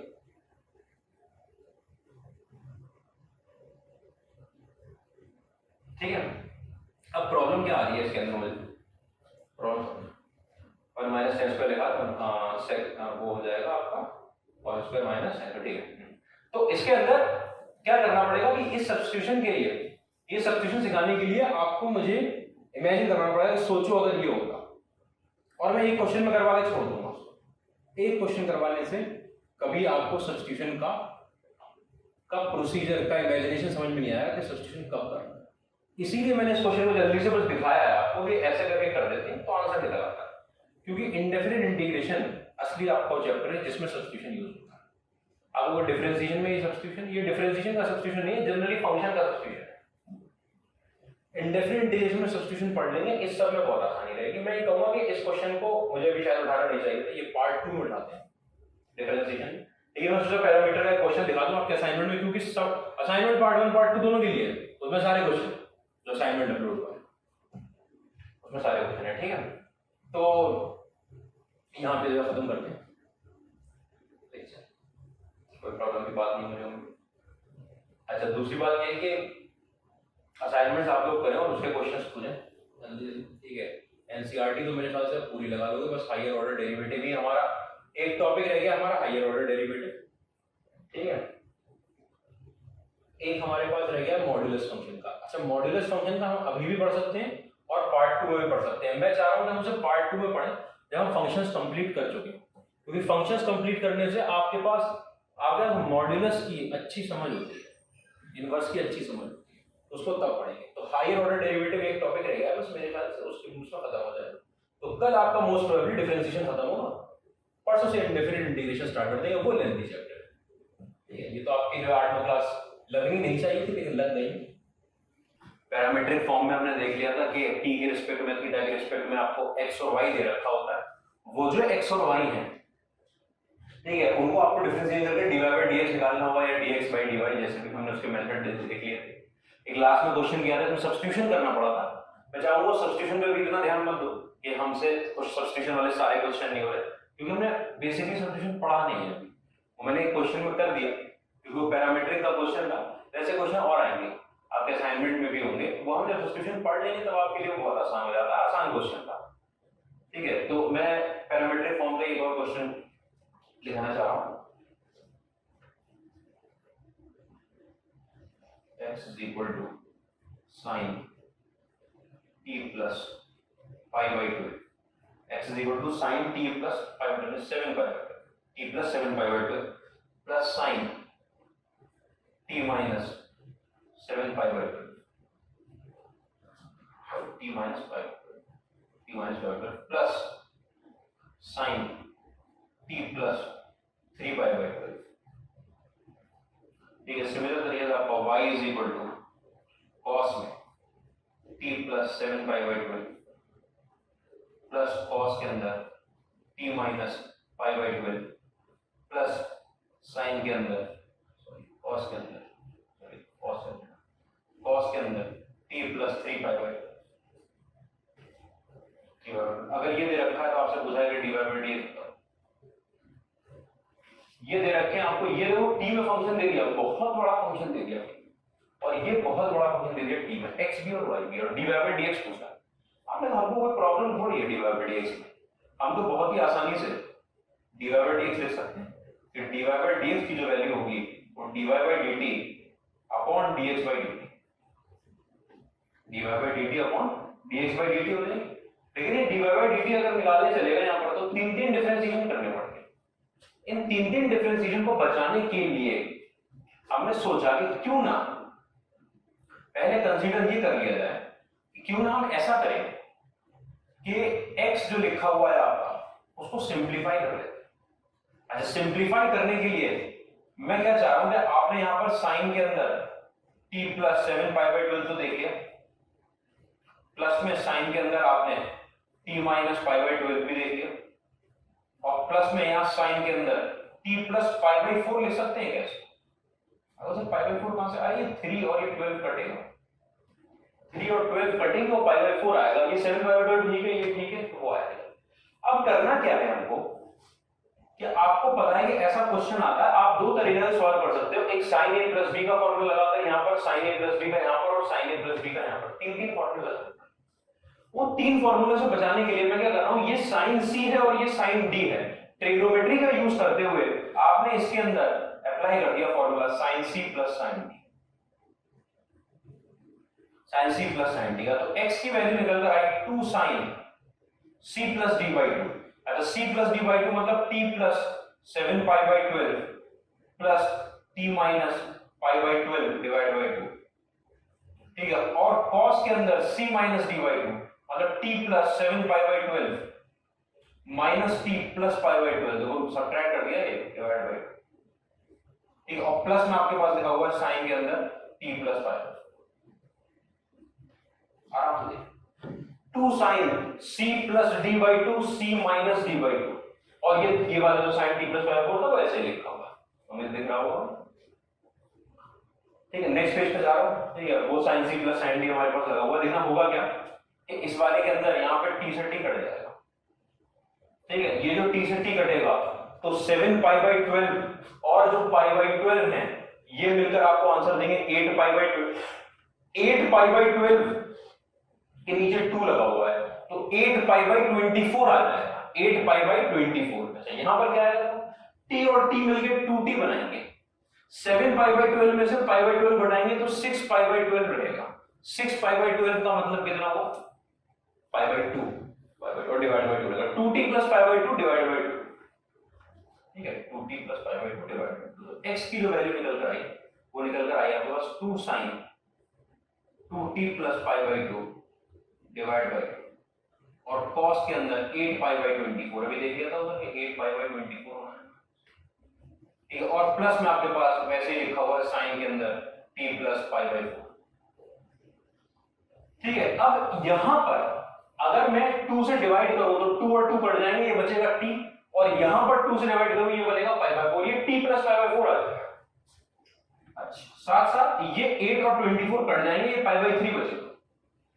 पाई बाई 3, और cos का पाई बाई 3 आपको पता है 1/2 होता है, अगर ये 1/2 होता है 1/2 इस 2 को काटेगा, 1/2 ने इस 2 काट दिया, देखो क्या लिखा 2 sin के अंदर t प्लस पाई बाई 4, ठीक है, इनटू 1/2 प्लस sin के अंदर t प्लस पाई बाई 4, ये 2 से 2 कट गया, आपके पास sin t plus pi by 4 sin t plus pi by 4 जो निकल कर आया वो निकल कर आया 2 टाइम्स sin में t प्लस पाई बाई, इतना सिंपल, ये छोटा हो गया x, ये x है, ये x। सिमिलरली हम cos को उसको y को सॉल्व करेंगे, y क्या लिखा था आपके पास, y is equal to question से देख देता हूं, cos t plus 7 pi by 12 plus cos t minus 7 pi by 12 plus cos के अंदर t प्लस 3 पाई बाई 12 था, तो 3 पाई बाई 12 को आपको पता है पाई बाई 4 लिखना है, और तो कुछ लिखना नहीं, और ये जो है दोनों, इसके अंदर आपको पता है कि फिर लगना है formula cos c plus cos d, cos c plus cos d, अब cos c plus cos d में कोई तकलीफ नहीं है, आपको पता है c plus d by 2, c और d तो सेम है, तो पिछले वाले में थे, तो c प्लस d बाई 2 ये निकल कर आने वाला है, और c माइनस d बाई 2 ये निकल कर आने वाला है, ये तो निकले थे c और d तो सेम, तो क्या होता है इसका 2 cos के अंदर c plus d by 2, c plus d by 2 मतलब t प्लस पाई बाई 2, और cos के अंदर c माइनस d बाई 2 मतलब 8 पाई बाई 24, ठीक है, और यहाँ पर लगा हुआ है आपके पास cos के अंदर t प्लस पाई बाई 2, ठीक है, ये फिर आपका पाई बाई 3 बना, और cos पाई बाई 3 पूरा का पूरा कट गया 2 से, cos पाई बाई 3 बनता 1/2 ने 2 को काट दिया, ये cos t plus pi by 4, cos t plus pi by 4, ये जो y की वैल्यू थी ये निकल कर आई 2 टाइम्स cos के अंदर t प्लस पाई बाई 4, ये निकल कर आया। अब आपके पास x में पड़ा है, y में पड़ा है, मेरे ख्याल से कोई तकलीफ की बात ही नहीं। ये कोई आपसे पूछ ले कि आप बताओ dy बाई dx, तो dy बाई dx में पहले y का डेरिवेटिव t के रिस्पेक्ट में, तो 2 cos लिखा ये बन जाएगा -2 sin t plus pi by 4, t के रिस्पेक्ट में कर देना, dy बाई dt करेंगे, आपको सर अंदर वाले का डेरिवेटिव, हां अंदर वाले करेंगे ना, तो t का आएगा 1 और पाई बाई 4 का 0, तो 1 मल्टीप्लाई होना है, वहां पर करने की जरूरत ही नहीं। अच्छा फिर नीचे क्या आएगा dy बाई dx में, नीचे आएगा आपके पास ये जो x की वैल्यू लिखी है, x की वैल्यू क्या लिखी है, ये इसका डेरिवेटिव t के रिस्पेक्ट में dx बाई dt आता है ना, तो 2 रहेगा, sin का बन जाएगा cos t plus pi by 4, तो 2 cos t plus pi by, और इसी को आप फौरन माइनस में tan के अंदर t प्लस पाई, tan के अंदर t प्लस पाई, 2 से 2 कट गया माइनस, देखो आपसे मैं पहले पिछला लिखा था, मैंने क्या किया, यहाँ शुरुआत करें, x की वैल्यू में पहले हमने sin c plus sin t लगाया, ये 3 पाई बाई 12 को पाई बाई 4 कर दिया, sin c plus sin t से छोटा हो गया। अच्छा जो c और d यहाँ है, c और d वही c और d यहाँ है, तो c प्लस d बाई 2 तो सेम ही रहा, जब sin वाला फॉर्मूला लगाया और जब cos वाला फॉर्मूला लगाया दोनों में निकालते हैं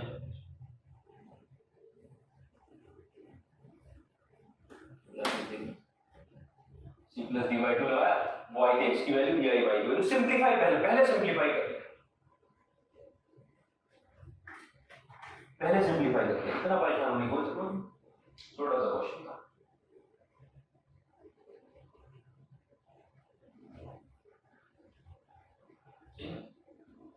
देखिए आगे बढ़े,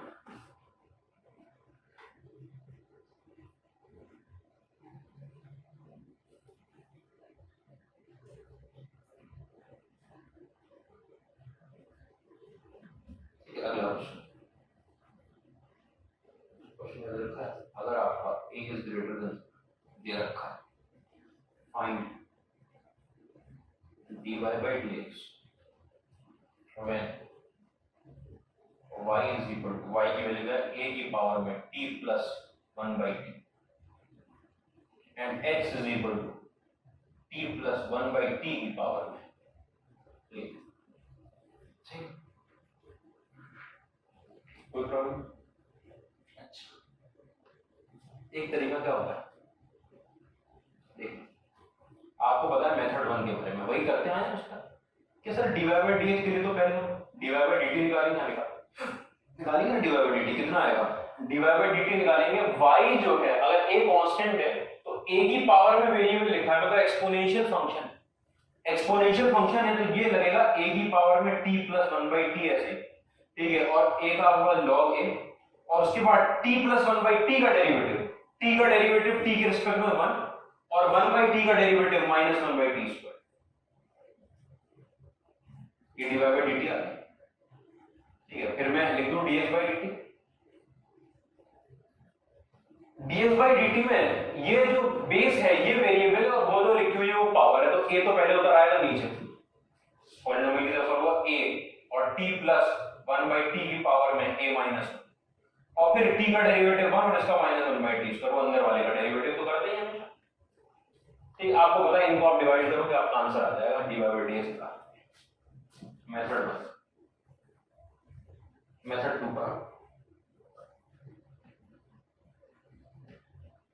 मेथड 2 क्या है, मेथड 2 कुछ नहीं, मैं बस एक चीज आपको दिखाना चाह रहा हूं इसके अंदर कि t plus 1 by t इसमें भी और t plus 1 by t इसमें भी, हम एलिमिनेट करना चाह रहे हैं बस t को एलिमिनेट कैसे करोगे, x की वैल्यू आपको पता है t plus 1 by t की पावर में a है, इसका मतलब अगर मुझे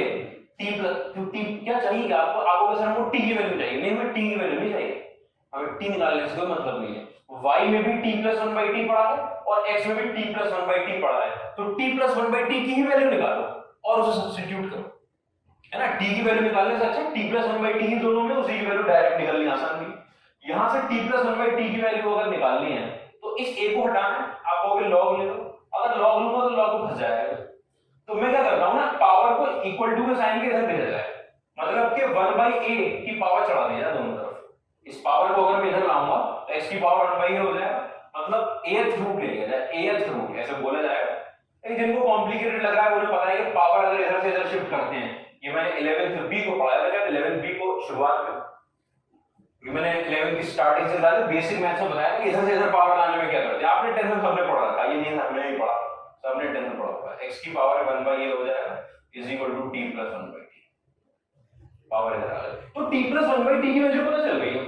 और जैसे ही वैल्यू पता चली आपने उठा के किसमें पुट कर दी, y में, आपको पता है इसका मतलब दिस इंप्लाइज कि y की वैल्यू a की पावर में, a की पावर में, आज तक तो था t plus 1 by t, अब वो t plus 1 by t खुद ही x की पावर 1 by a बन चुका है, a की पावर में x की पावर में 1 by a आ गया, ये क्या चीज है, अरे ये तो t plus 1 by t है, क्यों लिखा, क्योंकि यहाँ a की पावर में t plus 1 by t था y की वैल्यू में, और t plus 1 by t की वैल्यू x के टर्म्स में लिखा, अब इसके डिफरेंशिएशन में कितनी ही देर लगनी, आपको पता है dy by dx आप लिखोगे आपको लगेगा ये तो बहुत मुश्किल होने वाला है डिफरेंशिएशन, अरे कुछ नहीं, a की पावर में कोई वेरिएबल पड़ा है एक्सपोनेंशियल फंक्शन की तरह ट्रीट होगा, वो a की पावर में x की पावर में 1 by a ही आएगा, और log a मल्टीप्लाइड बाय, अब अगर ऊपर सिर्फ x होता ना तो x का डेरिवेटिव 1 हो जाता, लेकिन x की पावर में 1 by a है, x की पावर में अगर n होता तो n इंटू x की पावर में n-1, x की पावर में कोई भी कांस्टेंट नंबर आ जाए वो कांस्टेंट नंबर नीचे होता रहेगा, क्या होता रहेगा नीचे 1/a नीचे होता रहेगा, ठीक है। और x की पावर में क्या आ गया, उस पावर में से एक कम हो गया 1/a, ये आपका आंसर आ जाता है। ये डिवाइडेड यहां से और यहां से मतलब अलग अलग है, इसमें लॉग आ रहा है तो कटेगा नहीं, इसमें भी आ रहा है वैसे लॉग, तो चलो ठीक है। a की पावर x की पावर 1/a, इसमें t में चल रही है, वो t के साथ रह गया, वो y और x के साथ रह गया। तो लगता है आंसर थोड़ा सा डिफरेंट हो, आप उसे सॉल्व करके ला सकते हो, कोई प्रॉब्लम की बात है नहीं। देखो आराम से, तकलीफ नहीं होनी चाहिए। ये दूसरा मेथड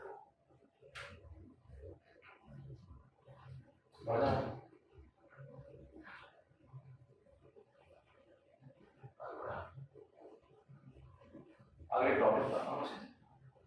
अगला टॉपिक आपका क्या है,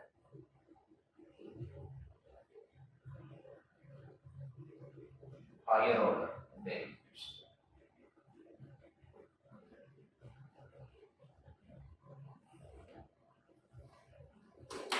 हायर ऑर्डर डेरिवेटिव क्या होता है, हायर ऑर्डर पहले तो ऑर्डर क्या होता है, वैसे तो डिफरेंशियल इक्वेशन नाम का चैप्टर है आपका, शायद मेरे ख्याल से 9th चैप्टर है, 7th 9th चैप्टर है, 9th चैप्टर एनसीईआरटी में। तो उसमें ऑर्डर के बारे में, लेकिन ऑर्डर वो होता है कि अगर dy/dx लिखा है तो ऑर्डर 1 है क्योंकि एक बार डिफरेंशिएशन हुआ है, अगर dy/dx को लिखा है तो ऑर्डर 2 है क्योंकि दो बार डिफरेंशिएशन हुआ है। जितनी बार डिफरेंशिएशन हुआ है वो तो उतना उसका ऑर्डर होता है। वो पता क्या चलता है कि d3y/dx क्यूब लिखा होगा तो 3 बार हुआ, d4y/dx की पावर 4 लिखा होगा तो 4 बार हुआ, और अगर dny/dx की पावर n लिखा होगा तो इसका मतलब ये n times differentiation, n time differentiation, ठीक है। फिर आपको पता है कि इसको आप वो भी लिख सकते हो dny, या आप इसको dny d लगा के भी, या फिर इनको लिखने का एक तरीका क्या होता है y dash y double dash, जैसे आप f डैश और f डबल डैश में, या फिर और क्या तरीका होता है कि y1 y2 y3, ये क्या चीज है, y1 का मतलब होता है dy/dx जब डिफरेंशिएशन में बात कर रहे होते हैं, और इसका मतलब होता है d2y/dx स्क्वायर, का मतलब होता है d3y/dx। आपको ये हमने सिंपल पढ़े नहीं था, तो आज पढ़ा ना, सीख लो ये चीज,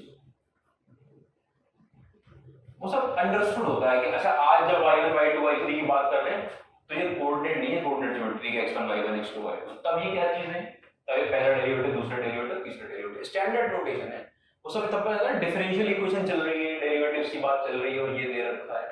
ये दे रखा है आपको, तो ये सेकंड डेरिवेटिव है और थर्ड डेरिवेटिव है, y1 क्या है dy/dx,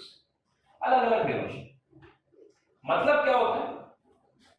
मतलब आपको बताया कि d2y/dx स्क्वायर का मतलब ये हुआ कि किसी ने डेरिवेटिव ले लिया, मतलब d/dx ले लिया, किसका, पहले वाले डेरिवेटिव का dy/dx का, ये ऐसे नहीं, थोड़ा सा समझा कि y is equal to fx था, अगर पहली बार डिफरेंशिएशन हुआ तो dy/dx is equal to f dash x हो जाता है, अगर दूसरी बार डिफरेंशिएशन हुआ तो डिफरेंशिएशन अब ये एक फंक्शन बनकर आया हुआ है। ये वाली बात आपको समझ में आ रही है कि f डैश जो है वो fx का डेरिवेटिव है, लेकिन ये डेरिवेटिव खुद भी फंक्शन ही होते हैं। sin x का डेरिवेटिव cos x आता है तो cos x खुद भी एक फंक्शन ही है, तो डेरिवेटिव भी खुद फंक्शन होते हैं। तो अब ये जो फंक्शन है जो आज ऐसे लिखा हुआ है उसका डेरिवेटिव लेना है। जब इसका डेरिवेटिव लूंगा तो dy/dx ले रहा हूं मैं, किसका, dy/dx का, तो वो बराबर किसके, आपका f double dash x, double derivative के। अच्छा क्योंकि आपको पता है कि दो बार d आ रहा है तो d स्क्वायर हो गया भाई, और dx और dx दो बार आ रहा है तो dx का स्क्वायर हुआ, dx का स्क्वायर हुआ। बात समझ में आ रही है, मेनली हुआ क्या है, ये हुआ है कि dy/dx और dy/dx ऑफ y, ये दो बार क्योंकि dy/dx आ रहा है इसलिए d2x/dx स्क्वायर, d2y/dx स्क्वायर, ये लिखा इसी, इतनी बात में क्लैरिटी होगी मुझे उम्मीद है, ठीक है। तो ये हुआ आपका डबल, आपको ट्रिपल दिखाओ,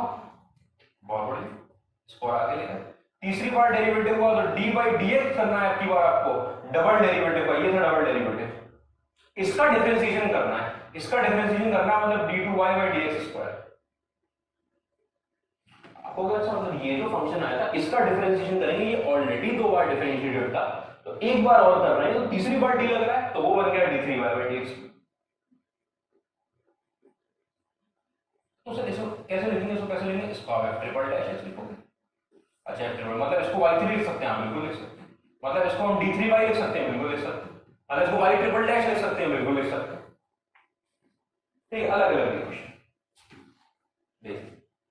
ये सब मैंने ऐसे ही छोटी मोटी तो मैं पहले ही बता चुका हूँ, लगा दिए बस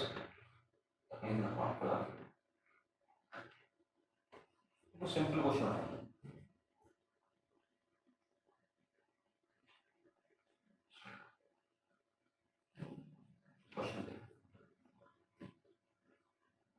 कि आपके पास y की वैल्यू अगर बराबर है एक्स क्यूब प्लस 10x की, तो आप मुझे बताओ कि d2y बाई डी स्क्वायर कितना होगा। पहला क्वेश्चन। दूसरा क्वेश्चन, अगर आपका y जो है वो a sin x plus b cos x, तो आपको बताना है कि d2y बाई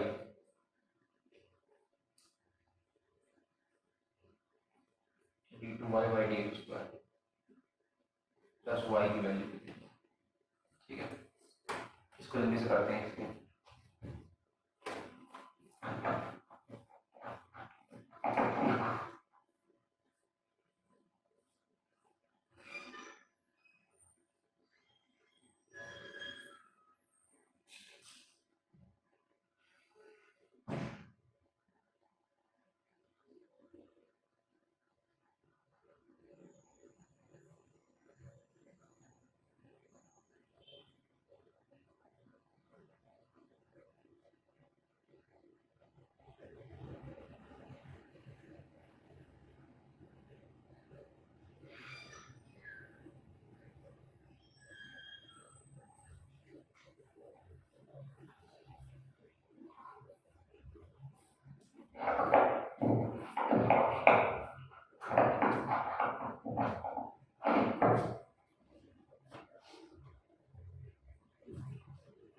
दोनों question,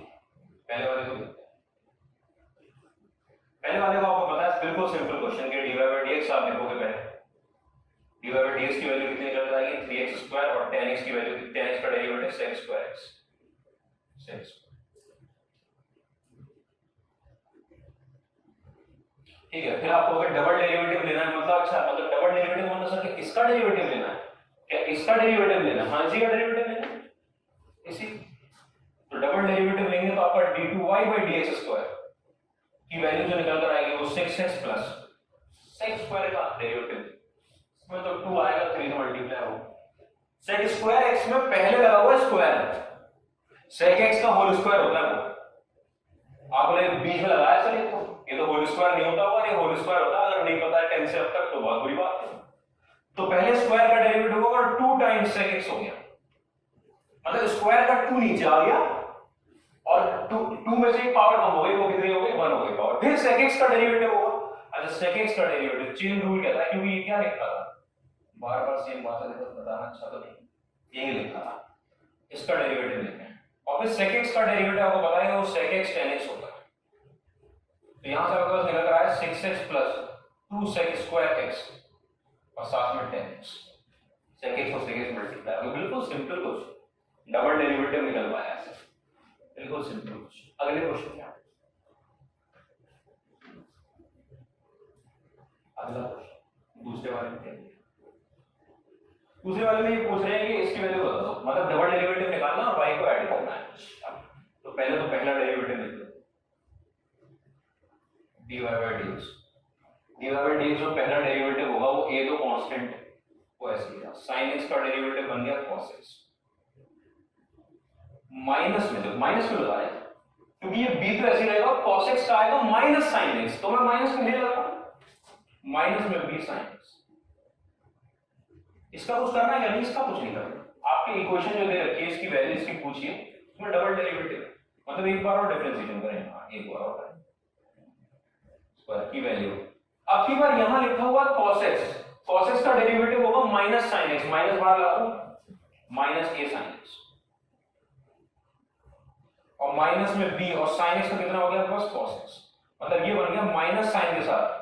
a sin x plus b cos x, minus sine के साथ a sin x plus b cos x। ठीक है, ये जो a sin x plus b cos x है, a sin x plus b cos x, इसकी value कितनी दे रखी है आपको, y दे रखी है। अच्छा इसका मतलब माइनस में यहां के बाद क्या लिखा हुआ है, y लिखा हुआ है। अच्छा इसका मतलब ये हो रहा है कि जो d2y बाई dx स्क्वायर आया है वो आपका आया माइनस y के बराबर, हाँ वो माइनस y के बराबर है। अच्छा तो y को इधर लाएंगे तो ये तो पूछा है, तो जब मैं y को इधर ले आऊंगा तो d2y by dx square plus y is equal to 0, d2y by dx square plus y is equal to 0, तो माइनस y को आप उधर ये y इसकी वैल्यू y हो गई, तो माइनस पहले से लगा था, माइनस पहले उधर ले जाएंगे प्लस y की वैल्यू कितनी निकल कर आनी, 0 निकल कर आनी, यही पूछा था।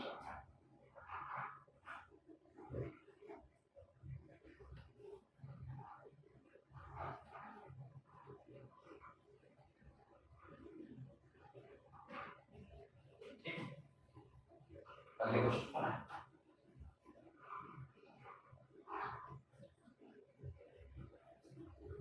अगला क्वेश्चन क्या कह रहा है, अगला क्वेश्चन है if y is equal to 3 times e की पावर में 2x, 3 टाइम्स e की पावर में 2x प्लस 2 टाइम्स e की पावर में 3x dx, देन आपका d2y by dx square minus 5 dy by dx is equal to ky,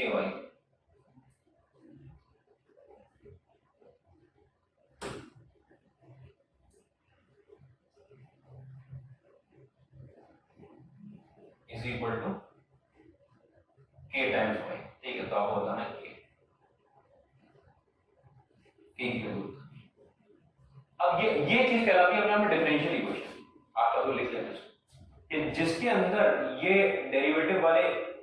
इसे differential coefficient बोलते हैं वैसे इनको, जिसके अंदर dy by dx d2y by dx हो जिस इक्वेशन के अंदर, वो इक्वेशन कहलाती है डिफरेंशियल इक्वेशन। ये अपने आप में होती है डिफरेंशियल इक्वेशन। और भी बहुत सारी इसमें चीजें हैं, लेकिन अभी क्योंकि मैं नाम यूज कर दूंगा और नहीं, पूरा चैप्टर है डिफरेंशियल इक्वेशन का, लेकिन वो है सॉल्विंग डिफरेंशियल इक्वेशन। उसमें क्या होता है उस चैप्टर में कि ये चीज दे रखी होती है और आपको बताना होता है कि ये कि y की वैल्यू क्या होगी। ये तो डेरिवेटिव में दे रखा, y की वैल्यू ये होगी तभी डेरिवेटिव होगा। यहां से डिफरेंशियल इक्वेशन निकालोगे, उल्टी बात दे रखी होती है, डिफरेंशियल इक्वेशन दे रखी होती है, ये पूछा होता है। आपने शायद एसएचएम वेव वगैरह में पढ़ रखा है, और उसमें शायद हाफ लाइफ केमिकल काइनेटिक्स में, पता नहीं वो 11th में कि 12th में केमिस्ट्री में। ठीक है, आओ देखते हैं। ठीक है, तो आपने dy बाय dx निकाला, बहुत बढ़िया है। dy by dx, dy by dx की वैल्यू क्या आएगी भाई, इसका डिफरेंशिएशन करूंगा 3 e की पावर में 2x, e की पावर में तो कोई असर नहीं, लेकिन 2x का डेरिवेटिव 2 हो जाएगा, और यहाँ पर 2 e की पावर में 3x, लेकिन 3x का डेरिवेटिव की बार 3 हो जाएगा। इसका मतलब है 6 e की पावर में 2x प्लस 6 e की पावर में 3x, ये आ गया। ठीक है, ये जब आगे निकल गया, ये निकल कर आ गया, ये तो dy बाय dx। आपसे पूछा गया d2y बाय dx स्क्वायर बताओ, आपने कहा 6 स्क्वायर बाहर, इसका डेरिवेटिव दे देना e की पावर 2x का, e की पावर 2x का डेरिवेटिव e की पावर 2x और 2x का 2, और फिर e की पावर 3x का e की पावर 3x और 3x का 3, यहां तक कोई प्रॉब्लम नहीं। e की पावर 2x और 2x का 2, e की पावर 3x और 3x का 3। ठीक है, ये कितनी, ये क्या बनकर आ गया हमारे पास, ये बनकर आ गया 12 टाइम्स e की पावर में 2x प्लस में 18 टाइम्स e की पावर में 3x, ये बनकर आ गया डबल डेरिवेटिव। अच्छा, ये d2y बाय dx स्क्वायर आ गया, बहुत बढ़िया, d2y बाय dx स्क्वायर लिखते हो। तो आपकी इक्वेशन कहती है कि d2y by dx square minus में 5 डिवाइड बाई dx की वैल्यू बताओ। वैल्यू बताओ किसके टर्म में, y के टर्म में। वो कितने टाइम्स y होगा, आपको क्या निकालना है, कितने टाइम्स y होगा। तो आओ उसको लिखना शुरू करते हैं। तो d2/d2 ये आपका लिखा होगा 12 e की पावर में 2x प्लस में 18 e की पावर में 3x। उसमें से 5 टाइम्स आपको ये घटाना है डिवाइड बाई dx। देख लो 5 टाइम्स घटाना है, 5 टाइम्स घटाना है, इसका मतलब 5 मल्टीप्लाई होगा 30 30 बन जाएंगे। माइनस में 30 टाइम्स e की पावर में 2x माइनस में 30 टाइम्स e की पावर में 3x। ये बनकर आया आपके पास माइनस में 18 टाइम्स e की पावर में 2x माइनस में 12 टाइम्स e की पावर में 3x। 12 में से 30 घटाओगे 18 हो जाएगा, ठीक है। और इन दोनों में से -6 कॉमन आ रहा है, आपने -6 को कॉमन निकाल लिया। -6 अगर कॉमन आ गया तो यहां पर बचा 3 e की पावर में 2x प्लस 2 e की पावर में 3x। देख लो आराम से, -6 को कॉमन निकाल दिया, -6 को कॉमन निकाला, ये बचा। और यही वैल्यू तो आपको लगी तो यही तो था भाई, यही था मतलब ये वाली वैल्यू आई -6y के बराबर। अच्छा -6y आ रहा है ये, तो उसका मतलब आपको क्या निकालना, आपको ये निकालना जो y के साथ मल्टीप्लाई होगा। -6 आ गया, इक्वेशन तो कंपेयर करना बचपन में आपने, इसके इज इक्वल टू -6 आराम से हो जाती है।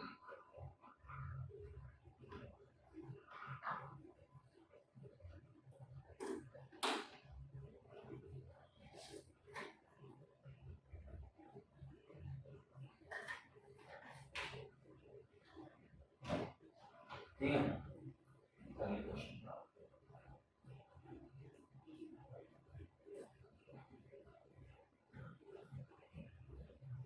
अगला क्वेश्चन क्या है,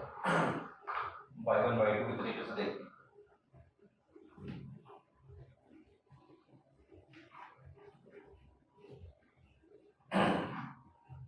if y is equal to sin inverse x का होल स्क्वायर, तो make differential equation in terms of y2 मतलब d2/dx। डिफरेंशियल इक्वेशन बनानी है, डिफरेंशियल इक्वेशन बनाने का मतलब अच्छा डेरिवेटिव लेना है, कितनी बार, 2 बार। तो एक इक्वेशन बनकर आती है ना डेरिवेटिव वाली, वही होती है डिफरेंशियल इक्वेशन। अभी टीवी लिख दिया मैंने, अभी तो पढ़ा नहीं शुरू किया चैप्टर डिफरेंशियल इक्वेशन में। भारत में हम तो हर साल पढ़ाते हैं D differential equation in terms of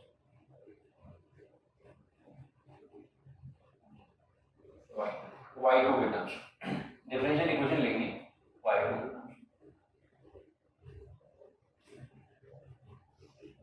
ठीक है। अब डिफरेंशियल इक्वेशन, आपको डिफरेंशियल इक्वेशन नहीं पता लेकिन अभी बताया था, जो डेरिवेटिव बनकर आता है वो डेरिवेटिव वाली जो इक्वेशन होती है वो डिफरेंशियल इक्वेशन होती है। और y2 के टर्म्स में मतलब डबल डेरिवेटिव के टर्म्स, एक बार डिफरेंशिएशन लेना, 2 बार डिफरेंशिएशन, ठीक है। तो पहली बार डिफरेंशिएशन लेता हूं तो y1 dy/dx लिया, ये y1 जो है dy/dx लिया, ये y1 dy/dx लिया। ये जो नहीं सुन पा रहे सुन ले भाई, ये dy/dx है। अब उसको कैसे dy/dx, एकदम कोई बच्चों का फोन भर लेगा तो उन्होंने कर दिया forward busy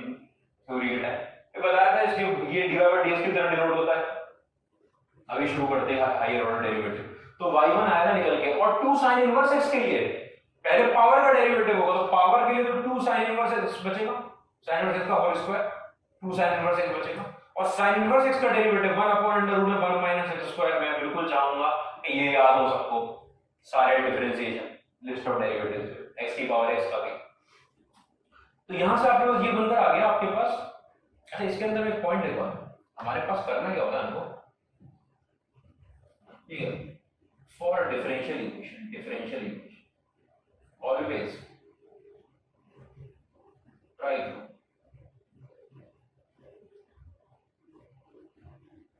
eliminate denominator, or as in always try to never leave anything in denominator.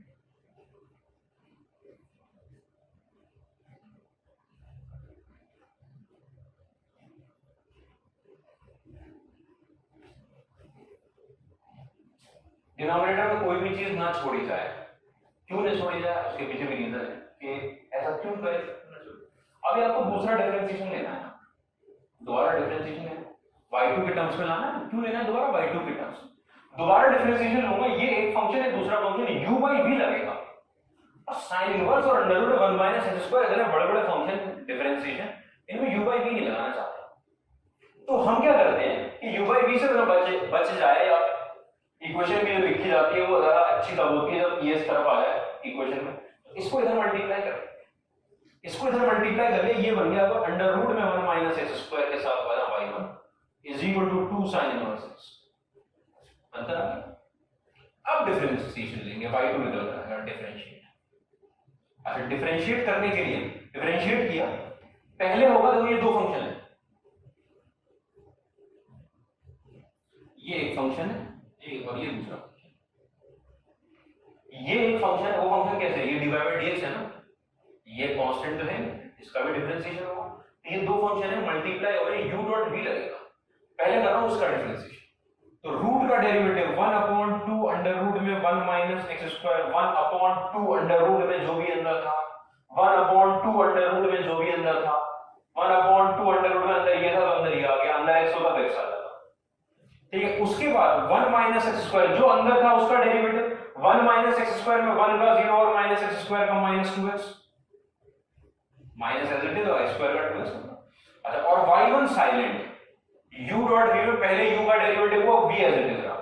फिर उसके बाद आपका अंडर रूट में 1 minus x square as it is रहा, और y1 का डेरिवेटिव हुआ। वो y1 का क्या डेरिवेटिव होगा? y1 कौन था?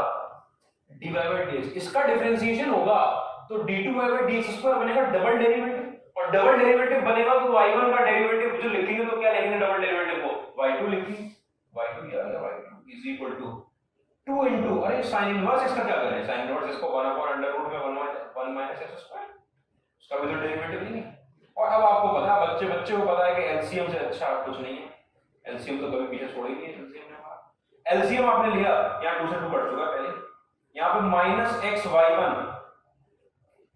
प्लस में 1 माइनस एक्स स्क्वायर के साथ y2 इज इक्वल टू 2 क्या है? ये इधर मल्टीप्लाई हुआ, under root 1 minus x square, under root 1 minus x square ने होल स्क्वायर बना दिया इसका, तो रूट हट गया। अरे अंडर रूट 1 माइनस स्क्वायर को अंडर रूट 1 माइनस स्क्वायर से मल्टीप्लाई करोगे तो 1 माइनस एक्स स्क्वायर निकले, तो डिनोमिनेटर में तो बचा होगा ना सर? हाँ, तो डिनोमिनेटर में इधर बचा है तो उधर भी बचा है, दोनों में काट दिया एक दूसरे को,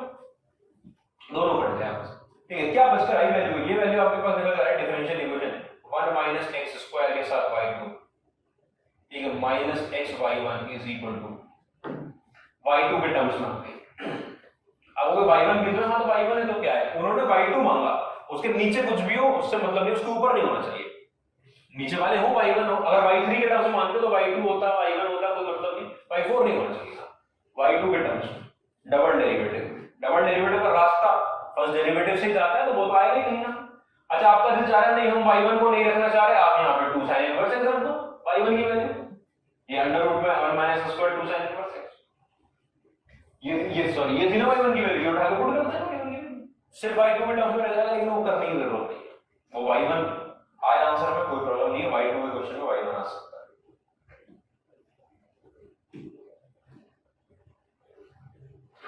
अगले क्वेश्चन,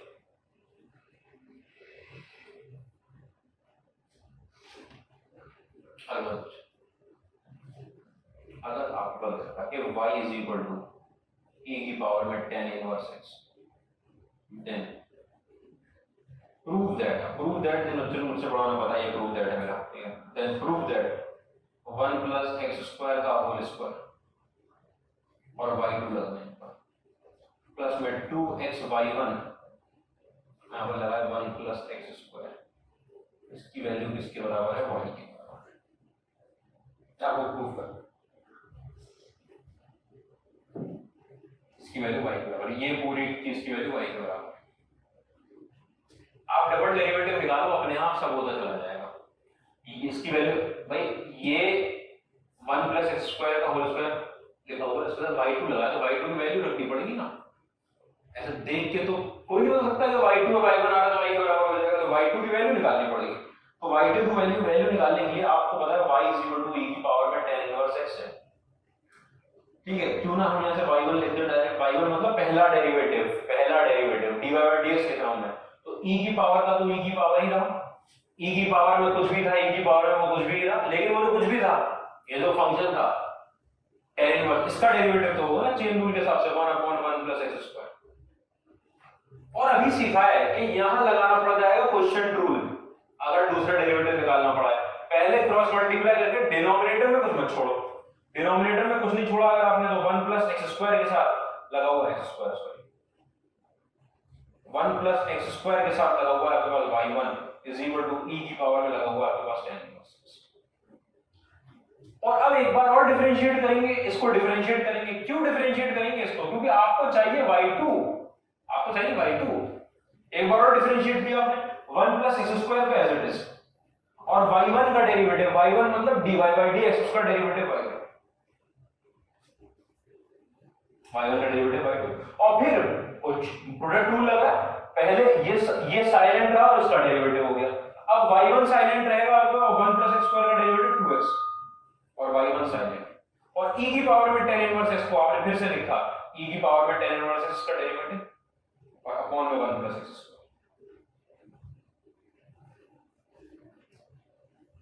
देख लो आराम से, तकलीफ नहीं होनी चाहिए। अच्छा, फिर वही बात के डिनोमिनेटर में नहीं रहना है, क्रॉस मल्टीप्लाई कर दिया मैंने, जब ये वाला टर्म 1 + x² इससे मल्टीप्लाई हुआ तो ये पहले से 1 + x² का होल स्क्वायर हो गया, 1 + x² का होल स्क्वायर के साथ लगा हुआ y प्लस में 2x 1 + x² के साथ लगा हुआ y1 = e की पावर में tan इनवर्स। देख लो 2x y1 के साथ मल्टीप्लाई होगा, ये वो लग गया, और e की पावर में tan इनवर्स x आपको पता है वो y के बराबर था, आपने आगे यही स्टेप में 1 + x² का होल स्क्वायर y2 और प्लस में यहां पर 2x y1 के साथ 2x y1 के साथ 1 + x² बनाया और इसको लिख दिया, और यही था जो आपको प्रूव करना है।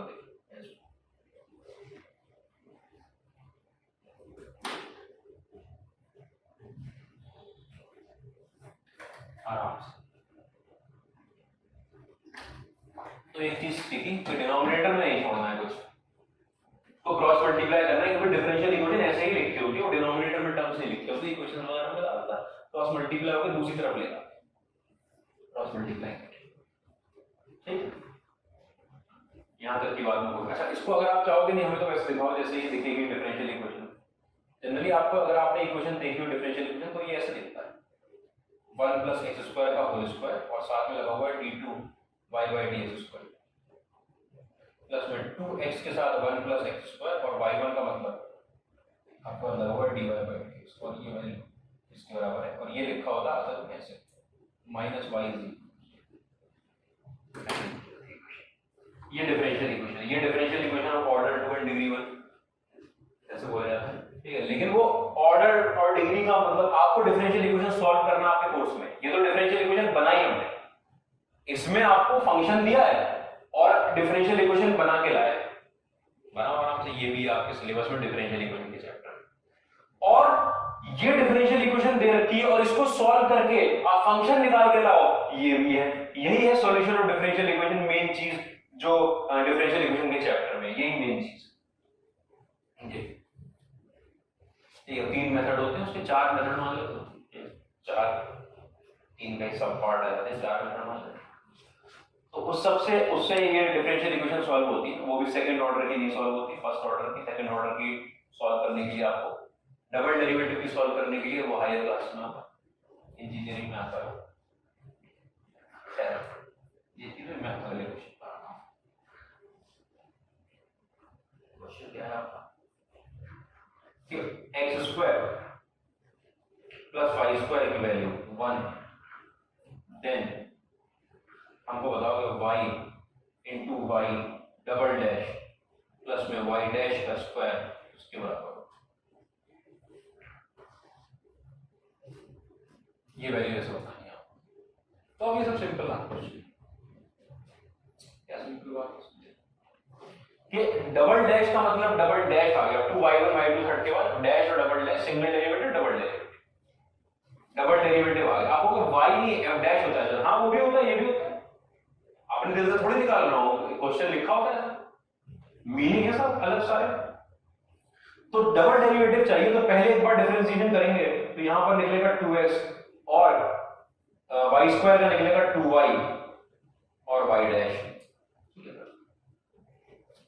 मैं ये लिखना सिखा रहा हूं आपको कि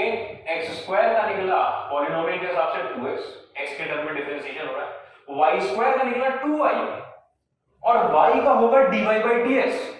y का डेरिवेटिव x के रिस्पेक्ट में dy by dx, उसी dy by dx को हम लिखने जा रहे हैं y dash is equal to 0, is equal to 0। देख लो आप, क्योंकि बन कर 0 हो जाएगा। यहां से अगर आप देखो तो आपके पास y dash is equal to minus x है,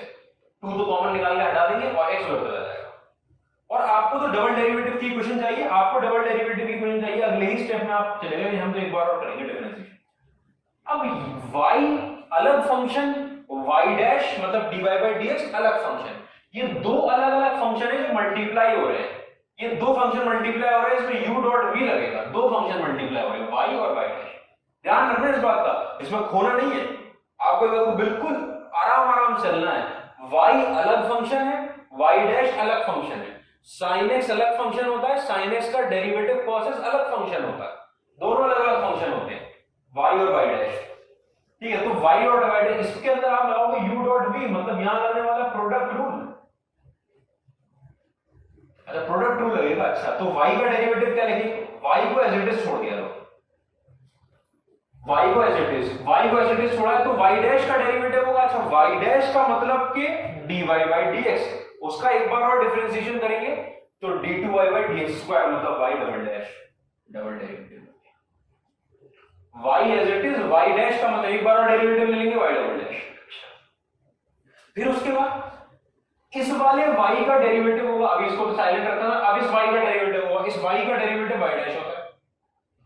y का तो y डैश होता है। आपको नहीं, सिर्फ पहले तो 2y लिखा था, तो y स्क्वायर का था ना 2y, y का तो कितना आया था, y डैश ही आया था, y का y डैश, और ये वाला y डैश साइलेंट, ये ऐसे ही बैठा। और ये दो y डैश कहां से आ गए, दो y डैश कहां से आ गए, ये इस y का डेरिवेटिव हुआ y डैश और ये वाला y डैश साइलेंटली बैठा, साइलेंटली। जैसे यहां पर y एज इट इज रहा और इस y डैश का y डबल डैश, तो u और v में पहले एक साइलेंट, दूसरे का डेरिवेटिव, फिर दूसरे का डेरिवेटिव, पहला वाला साइलेंट, ये साइलेंट इज इक्वल टू आ गया माइनस x की वैल्यू तो -1 लेंगे, डेरिवेटिव हो गया वो माइनस x का माइनस। यहां से अगर आप देखोगे तो y डबल डैश लिखा हुआ है और यहां पर y डैश का whole square is equal to -1 के बराबर है। y डैश और y डैश, अब ये दो फंक्शन है भाई, y dash dy by dx और dy by dx आपस में मल्टीप्लाई होंगे तो स्क्वायर ही बनाएंगे, वो तो स्क्वायर बना स्क्वायर इज इक्वल टू, कोई प्रॉब्लम नहीं इसके अंदर, बाद में क्लैरिटी होगी मुझे।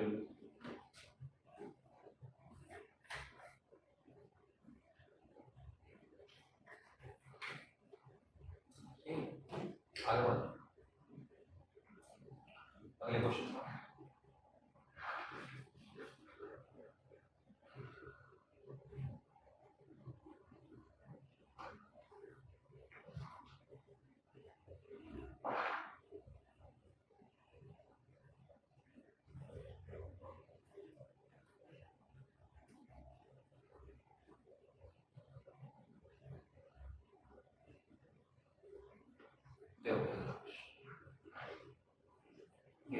y is equal log के अंदर 1 plus sin x,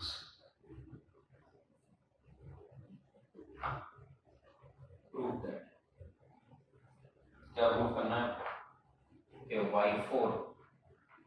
plus y3 y1 plus y2 का स्क्वायर इज इक्वल, y4 मतलब चौथा डेरिवेटिव, कहां चले गए सर आप, ये चौथा डेरिवेटिव और चौथा डेरिवेटिव, तीसरा डेरिवेटिव, पहला डेरिवेटिव, दूसरा डेरिवेटिव, चौथे डेरिवेटिव तक बात हो गई, अब फोर्थ डेरिवेटिव तक, अभी तक तो तीन कभी नहीं रहता, डायरेक्ट चौथे। तो y4 y3 y1, पहले y4 पे तो डायरेक्ट चौथा डेरिवेटिव डायरेक्ट निकालेंगे नहीं, तो पहले तो निकालेंगे हम फर्स्ट डेरिवेटिव, तो आपका जो y1 निकल कर आएगा, तो y1 की वैल्यू लॉग का डेरिवेटिव 1 अपॉन जो भी अंदर है 1 अपॉन 1 प्लस sin x, और 1 प्लस साइन एक्स का डेरिवेटिव निकल कर आएगा प्लस cos x। यहां तक की बात में कोई तकलीफ नहीं। अच्छा, इसको अगर थोड़ा सा बेहतर करें, इसके अंदर थोड़ा मुझे स्कोप दिख रहा है वैसे तो, लेकिन चलो अभी के लिए मैं इसको छोड़ता हूं। मैं इसको मल्टीप्लाई भी नहीं कर रहा, मैं इसको सिंप्लीफाई कर सकता हूं। इसमें cos x को cos square minus sin square, इसको मैं cos x by 2 minus sin x by 2 का होल स्क्वायर, ठीक है, फिर उनको काटूं, फिर tan के अंदर pi by 4 minus x by 2 निकाल के लाऊं। ये हो सकता है, इसमें pi by 4 minus x by 2 आएगा और tan के अंदर बहुत छोटी चीज है, tan के अंदर pi by 4 minus x by 2। लेकिन फिर आपसे बहुत ट्रिग्नोमेट्री करना पड़ेगी, वो भी एक मेथड है, ठीक है। मैं क्रॉस मल्टीप्लाई करके एक बार मैं क्या कर रहा हूं ना, डायरेक्ट y2 लिख रहा हूं। y2 लिखने के लिए नीचे आ गया आपके पास 1 प्लस sin x का whole square, u by v लगा है, u by v, और 1 प्लस sin x फिर यहां पर गया एज इट इज, और cos x का निकल कर आया माइनस sin x, ठीक है, माइनस साइन के साथ फिर आपका cos x as it is गया, और sin 1 प्लस sin x का निकल कर आया cos x। आराम से देखिए, ठीक है, हो गया 1 प्लस sin x यहां पर आया ऊपर, और cos x का माइनस sin x, फिर माइनस sin के साथ cos x as it is, और 1 प्लस sin x का डेरिवेटिव भी cos x निकल कर आया, ठीक है। इसको थोड़ा सा और अच्छा करें तो माइनस में sin x, माइनस में sin स्क्वायर x, माइनस में cos स्क्वायर x, ठीक है, अपॉन 1 प्लस sin x का होल स्क्वायर,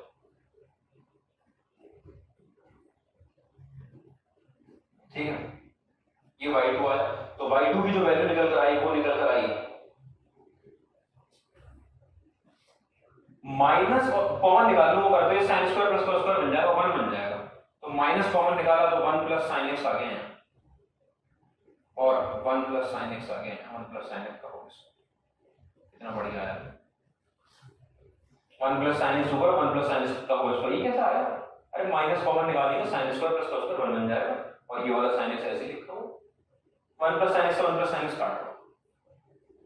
ठीक है। आपकी जो y2 की वैल्यू निकल कर आई यहां से, वो निकल कर आई माइनस में 1 upon sin x, correct, 1 upon 1 plus sin x, ठीक है, माइनस में 1 अपॉन 1 प्लस sin x। क्यों? ये वाले 1 प्लस sin x, ये वाला 1 प्लस sin x एक बार कट गया, वो दो बार का स्क्वायर होगा। अब हो y3 निकालना, अब y3 निकालना आपको पता है, ये तो 1 अपॉन x की तरह बिहेव करेगा। अब तक तो क्वेश्चन आपने कर रखे होंगे अच्छे खासे कि ये 1 अपॉन x की तरह, तो माइनस 1 अपॉन x स्क्वायर, तो माइनस और माइनस 1 अपॉन x स्क्वायर, ये बन गया 1 अपॉन 1 प्लस sin x का होल स्क्वायर, ठीक है, और 1 प्लस sin x का निकल कर आया प्लस cos x। देख लो आराम से, बिल्कुल आराम से, ठीक है, कर दिया। इसको कैसे डिफरेंशिएट किया? u by v लगाया, कहते u by v नहीं लगाया, इतनी मेहनत थोड़ी करनी है कि u मानेंगे 1 को और v मानेंगे इसको। 1 प्लस sin x की पावर में माइनस 1 है, पावर में माइनस 1 होने का मतलब है ये तो बन गया पावर का क्वेश्चन है। अच्छा, माइनस 1 था तो एक पावर नीचे आई, तो माइनस वाली पावर नीचे आई, उस माइनस ने इस माइनस को हटा दिया, उस माइनस ने इस माइनस को हटा दिया, और -2 पावर इसको डिनोमिनेटर में लेकर मैं एक बार दिखा देता हूं। ये डिफरेंशिएशन हुआ 1/x की तरह से, 1/x का होता है -1/x²। तो 1/x ना होकर 1/1/sin x था, तो 1/1/sin x का होल स्क्वायर आया, माइनस साइन के साथ आता, लेकिन पहले से एक माइनस था तो कट गया। फिर अंदर वाला function 1 plus sin x, x थोड़ी था, x होता है, यहां पर आपको बोला x होता है तो 1 आ जाता है उसका डेरिवेटिव, लेकिन x की जगह कुछ भी लिखा हुआ हो तो उसका पूरा डेरिवेटिव निकाल के लिखना पड़ता है, वही लिखा। ये y3 आया, और y3 को अगर आप ध्यान से देखो तो y3 आपके पास लिखा हुआ है cos x upon 1 plus sin x multiplied by 1 upon 1 plus sin x। ध्यान से देखो, 1 प्लस क्या है, कुछ नहीं क्या है, 1 प्लस sin x का स्क्वायर तो दो बार लिख दिया। ध्यान से क्या लिखवा रहा है, ध्यान से ये देखो कि y1 की वैल्यू कितनी थी, cos x upon 1 plus sin x, ये लिखा है y3 is equal to y1 into ये 1 अपॉन 1 प्लस sin x क्या था, 1 upon 1 plus sin x minus y2 था, माइनस वगैरह कर लेना इस वैल्यू को ध्यान से। अच्छा, मतलब चीज जो लिखा, ये लिखा -y2, ये लिखा -y2, ये उसका लेवल। इसका मतलब, अच्छा, इसका मतलब ये हुआ कि y3 की जो वैल्यू आई वो माइनस में y1 y2 आ गई, हां वही आई y3 की value. Minus y1 y2, y4 कैसे आएगा? अभी आएगा y4 आने में कितनी देर लगेगी? y4 आने का मतलब क्या है? y4 का मतलब क्या होता है कि y3 का एक बार डेरिवेटिव वही करने जा रहे हैं, y3 का एक बार डेरिवेटिव कर दो, डिफरेंशिएट करोगे तो y3 का तो बन गया y4, यहां लगने जा रहा है प्रोडक्ट रूल, माइनस साइन बाहर। अच्छा, इन दोनों में जब प्रोडक्ट रूल लगेगा y1 और y2 में, तो y1 तो रहा एज इट इज और y2 का डेरिवेटिव y3, y1 रहा एज इट इज और y2 का डेरिवेटिव y3। अगली बार y1 का डेरिवेटिव y2 और ये वाला y2 रहेगा एज इट इज, प्लस में y1 का डेरिवेटिव y2 और वो वाला y2 रहा एज इट इज। इसका मतलब y4 is equal to minus sine के साथ आपका y1 y3 प्लस y2 का स्क्वायर आया कि हाँ ये आया। तो इसको अगर मैं इधर ले आऊं तो y4 plus y1 y3 plus y2 का whole square is equal to 0 आ जाएगा, बिल्कुल 0 आ जाएगा, वही प्रूव करना। काम की बात क्या थी, मैं उसको मैं tan और sec में क्यों नहीं कन्वर्ट किया, कि आप कह रहे थे यहाँ पे हम तो उसको कन्वर्ट कर लेंगे tan, फिर tan का sec में आया था, फिर आपको लगता है कि पूरा सॉल्व करना पड़ता है। यहाँ पर y3 कन्वर्ट हो गया y1 into y2 में माइनस साइन के साथ, और जैसे ही ये कन्वर्ट हुआ तो y3 का डेरिवेटिव y4, और इस तरफ y1 एक फंक्शन y2 दूसरा फंक्शन, दो डिफरेंट फंक्शन में u डॉट भी लगेगा, वो y1 हो y2 हो y1 हो कोई से भी हो, दो फंक्शन डिफरेंट लिखे उसमें लगेगा u डॉट भी। तो y1 as it is, y2 का डेरिवेटिव y3, फिर y1 का डेरिवेटिव y2 और y2 एज इट इज। आराम से देख लो और तकलीफ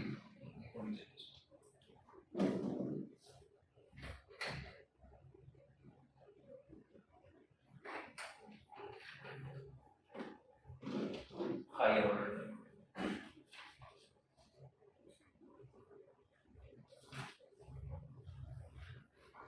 मुझे कोई प्रॉब्लम नहीं है।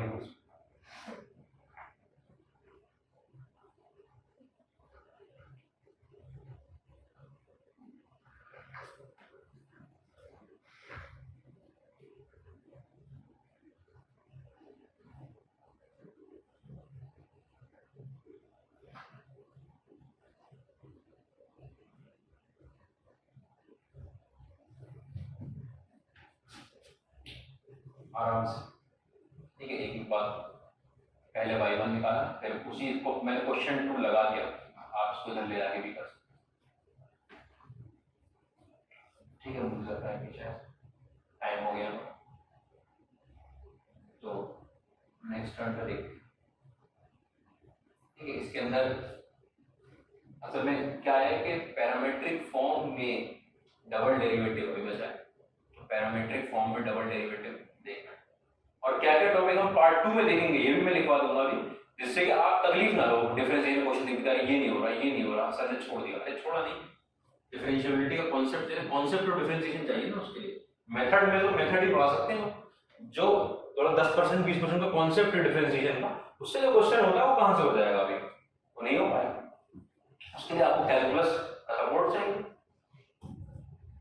ठीक। तो नेक्स्ट टर्न पे आप लोग असाइनमेंट करना, डाउट पूछते रहें।